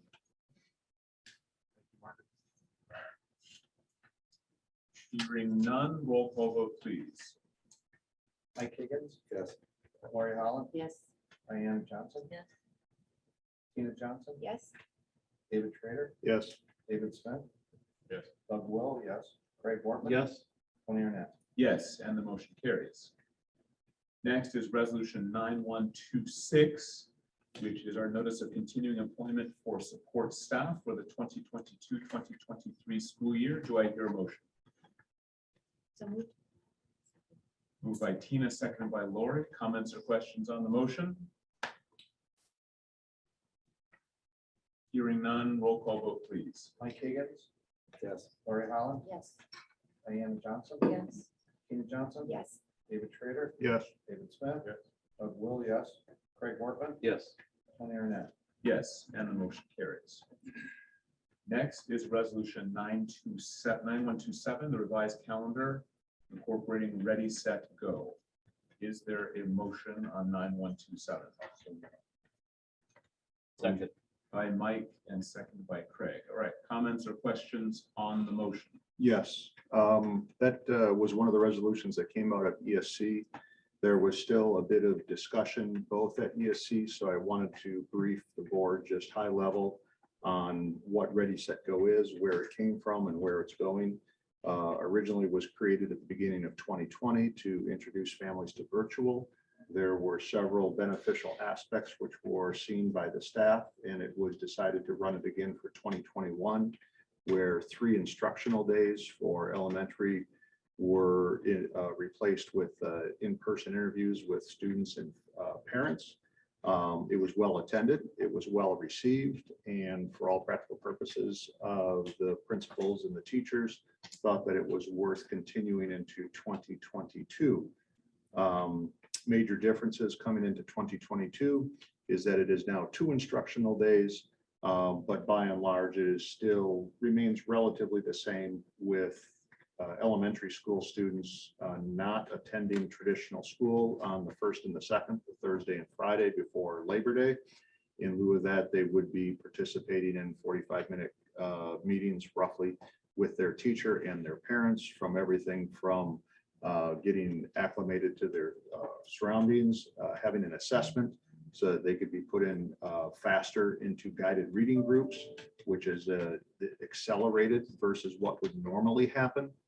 And so the major thing that this board has to concern itself with is our 2 instructional days worth the 2 days of one-on-one time.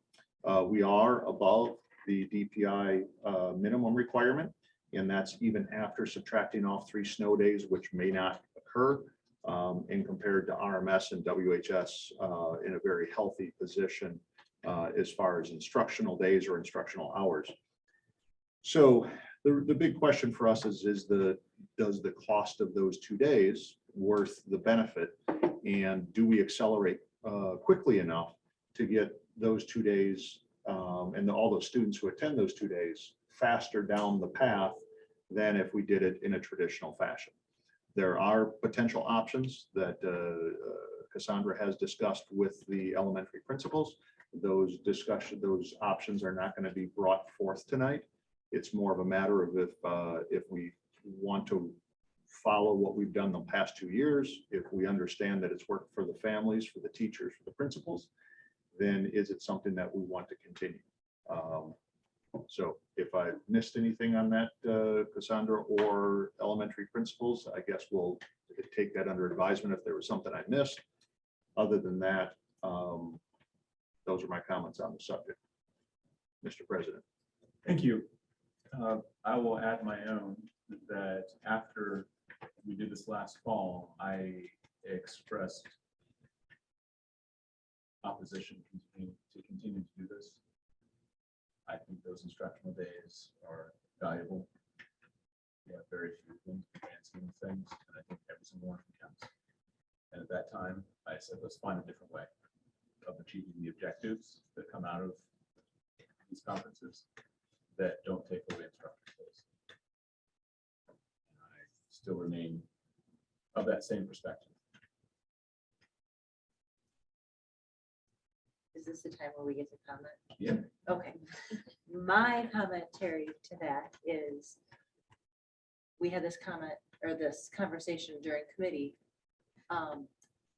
While I agree that we don't want to lose that time, I think that 45 minutes for some is too much. I think that 45 minutes for other families is adequate and more than appropriate. It takes one step backwards, I guess, where you're talking about time being lost, but what's gained in those Ready, Set, Go conferences, you can't get anywhere else. That 45 minutes of time, I asked if it could be shaved maybe to 30 minutes. My question was at the upper elementary levels, is that really necessary for 45 if they've already been there? Can we kind of look at something a little different there? But for first-time families, for new kids to the building, for things like that, that time is invaluable. I did Ready, Set, Go type conferences with my middle schoolers, and I know that it didn't really work great at the middle school. That little bit of time jump-started so many other things that you couldn't get otherwise. So it's all in the implementation for sure. I'm not saying that, I don't know what's been done within the individual buildings. I know there's great potential that's there. So does it maybe need to be looked at? I know they shaved off, instead of 3 days, went to 2. I don't know what can be done to try to keep something like that for them. The other piece to that was it's an entire day. How many families can really be reached in those mid-afternoon to nighttime hours? I think I figured out there's only like 4 or 5 families per teacher. So there needed to be a little bit of conversation and things that occurred in that, but I think that there is great value if it's implemented. Right.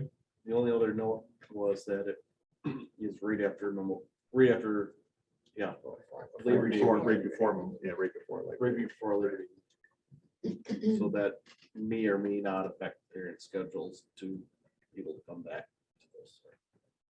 And I concur, and obviously that was a discussion point, and I think that the principals would agree that high attendance is key to high efficacy.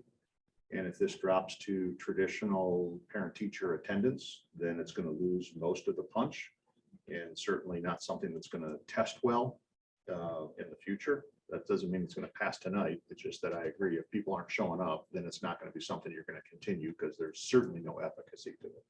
It's more of a matter of what's going to happen this year, and is it going to be as well attended because the newness has worn off. That is a concern, and coupled with Tony's concern, it could be a push as far as the vote in 5 minutes from now, because of just an uncertainty as to how much bang we're going to get for the buck.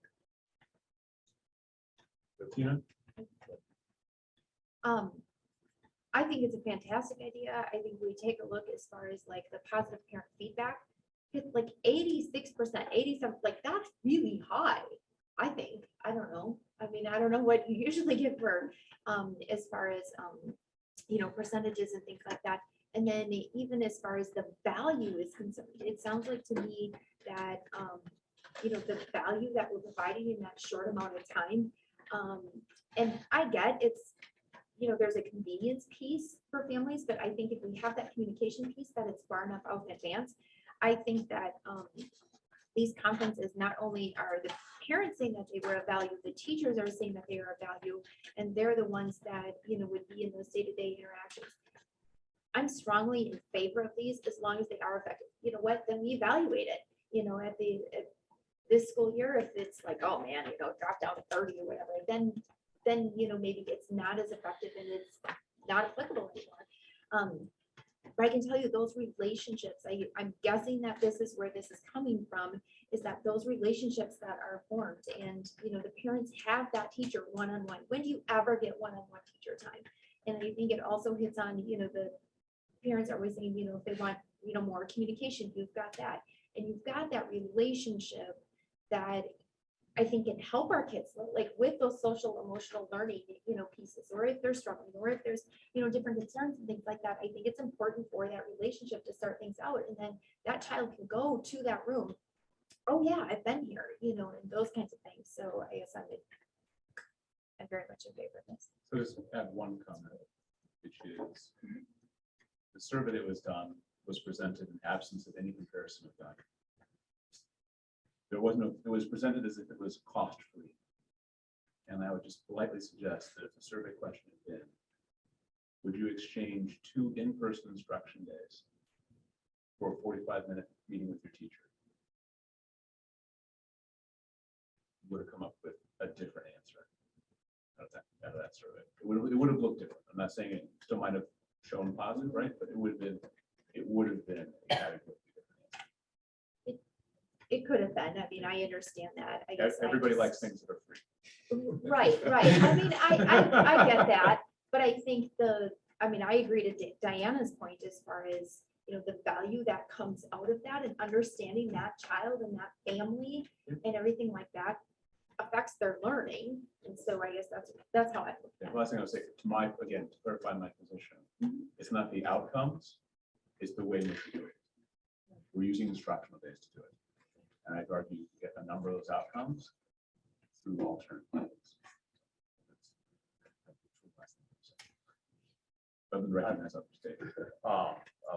Most of this has been discussed at the committee level as well, but it is also just to rehash. I share your sentiment that we kind of asked for this to be reviewed last year, shortly after it happened, and then kind of got pushed to the end here. So I think that asking the question, value versus instruction day is an important question to have answered versus, is this good? Yes, it's good. Is it better than instruction days? We need to have the question answered with it.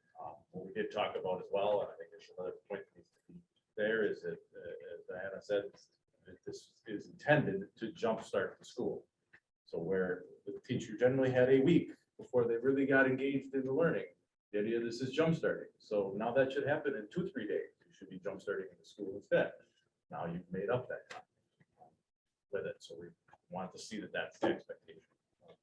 It's there. And I think also for the future, really thinking about this ahead of time and looking at the timing and having it around Labor Day and so forth. We felt it's not good not having the night hours, other hours that are available for it. But there needs to be a fresh a fresh look at it with a calendar is probably goes first. If this resolution fails, does it revert back to the old schedule, which is 3 days? Or is it? No, so this, we approved a school calendar for next year. Okay. That calls for those 2 days to be in-class instructional days. This resolution is making an exception to that previously approved calendar. It is taking those 2 instructional days off the calendar and replacing them with this. At the elementary. At the elementary. One additional comment I'd like to make for the elementary teachers, if this does pass tonight, my suggestion would be to videotape some of them, like different lessons or different, ask for permission to videotape, to bring something to the board, so that way they can see the value of what's there, what does it look like, how does that work? Or do a mock session here with a family, a student, something like that, to see what is there, so that way board members can see the value of what that would be. Again, I think that 45 minutes gets to be too long for 100% of them, so I would also look to see how that can be scaled to differentiating, like we differentiate for our students and other things we would differentiate for this.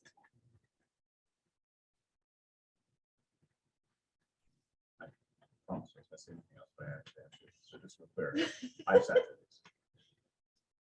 Doesn't matter that much. Anyone else? Hear nothing else? Roll call vote, please. Mike Higgins, Yes. Lori Holland. Diane Johnson, Yes. Tina Johnson, Yes. David Trader, Yes. David Smith, Yes. Doug Will, yes. Craig Wortman, Yes. Tony Arnett. No. And the motion carries. Next is resolution 9128. The purchase of wireless controllers and the data center upgrade. Do I hear a motion on 9128?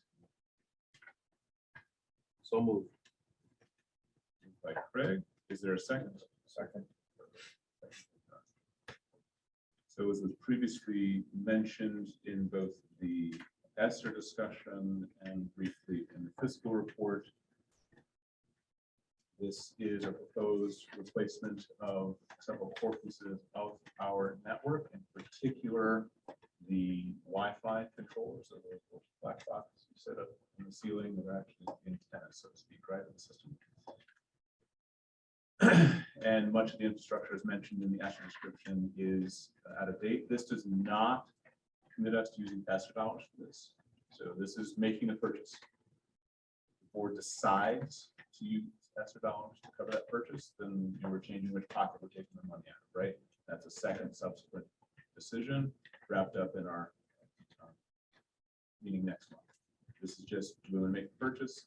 And again, it is through E-rate, which is a heavily subsidized, that's to describe it, not a discount, it's a subsidy, federal subsidy to school districts for the purchase of this type of equipment.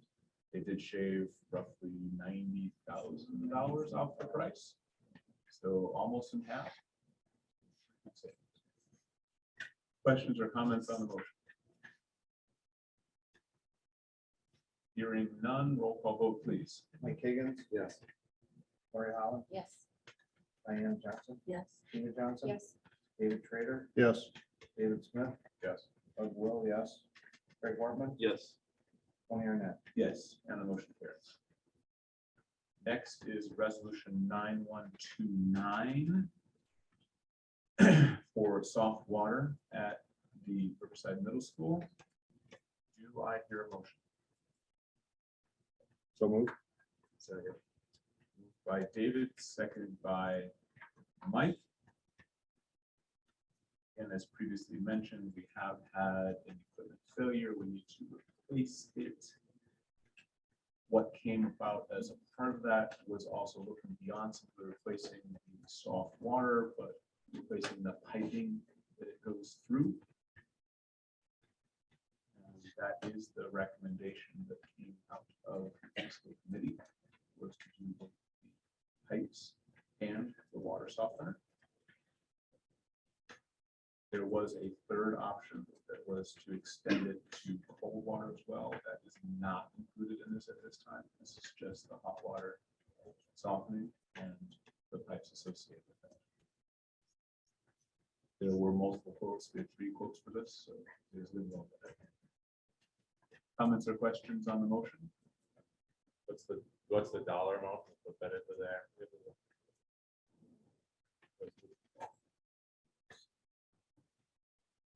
You want the dollar amount in there? Yeah, I mean, we got a 12-page, all the different quotes attached. Yeah, just so we're not- 22. And who's that with, Mike? J.M. Brett. J.M. Brandon? J.M. Brett. So David, okay with a friendly amendment for not to exceed the 22.8? Yes, I was just mostly interested which of the vendors was being awarded the job, but I'll take, yeah, I'm okay with that. Okay, Mike, you okay with that as second? All right. So, And my company supplies pipe insulation to some of these people and sometimes to that one, so I'm gonna abstain, just FYI. all right, any other comments or questions on the motion?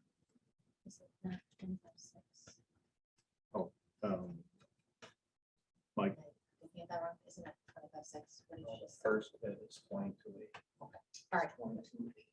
Just want to make sure we got the Water. right amount. yeah, I Thank know, you. there's a lot of Perfect. different versions in there. That's why, that's why I wanted it. Yeah. That is fair, yes. We've been in circles for a while.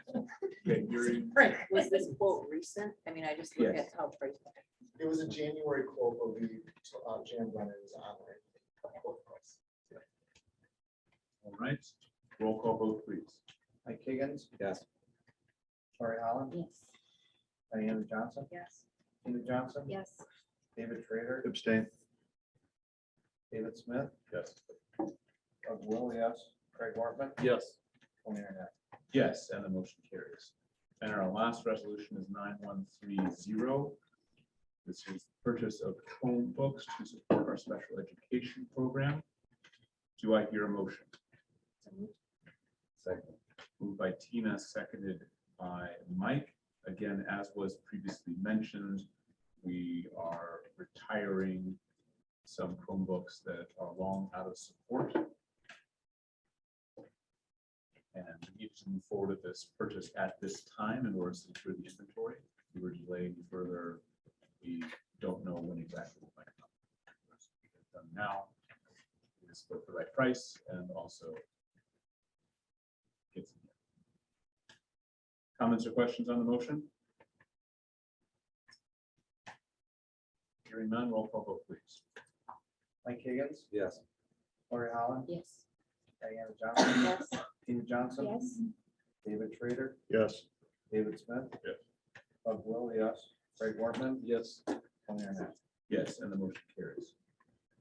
That is the end of our resolutions and brings us to our closed session for this evening, which is a matter of personnel and is the presentation of Superintendent Hendrick from our search firm to the board. Do I hear a motion to go into closed session for the reasons stated in the agenda? Moved by Mike, seconded by Diana.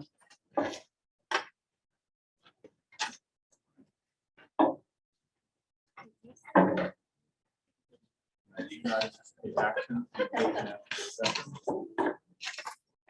Roll call vote, please. Mike Higgins, Yes. Lori Holland. Yes. Tina Johnson. Yes. David Schrader. Yes. David Smith. Doug Will, yes, Craig Wortman. Yes. Tony Arnett. Yes. Motion carries. We are in closed session. We got Absolutely. that restroom break. Get some cheese. I and can't wiggle sausage, any longer. sausage, meat, sliders, clothes. Yeah, no kidding. Thanks for working. Jay, nice, somebody. No, I should have something else. Pat, are you want a desk or do you want to stand? Yeah, I was gonna help you with that. So she can fix it. Tyler is recording calls for you. I have. Get Josh. I see everybody else. Oh, I got Mike and Aaron. Is this? No, I'm getting rid of the speech.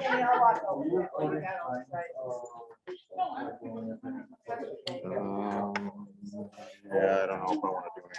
Or go ahead and grab cheese and crackers. I gotta take that tray, so Sure. grab it while the getting's good. You say more. You know what feels good right now.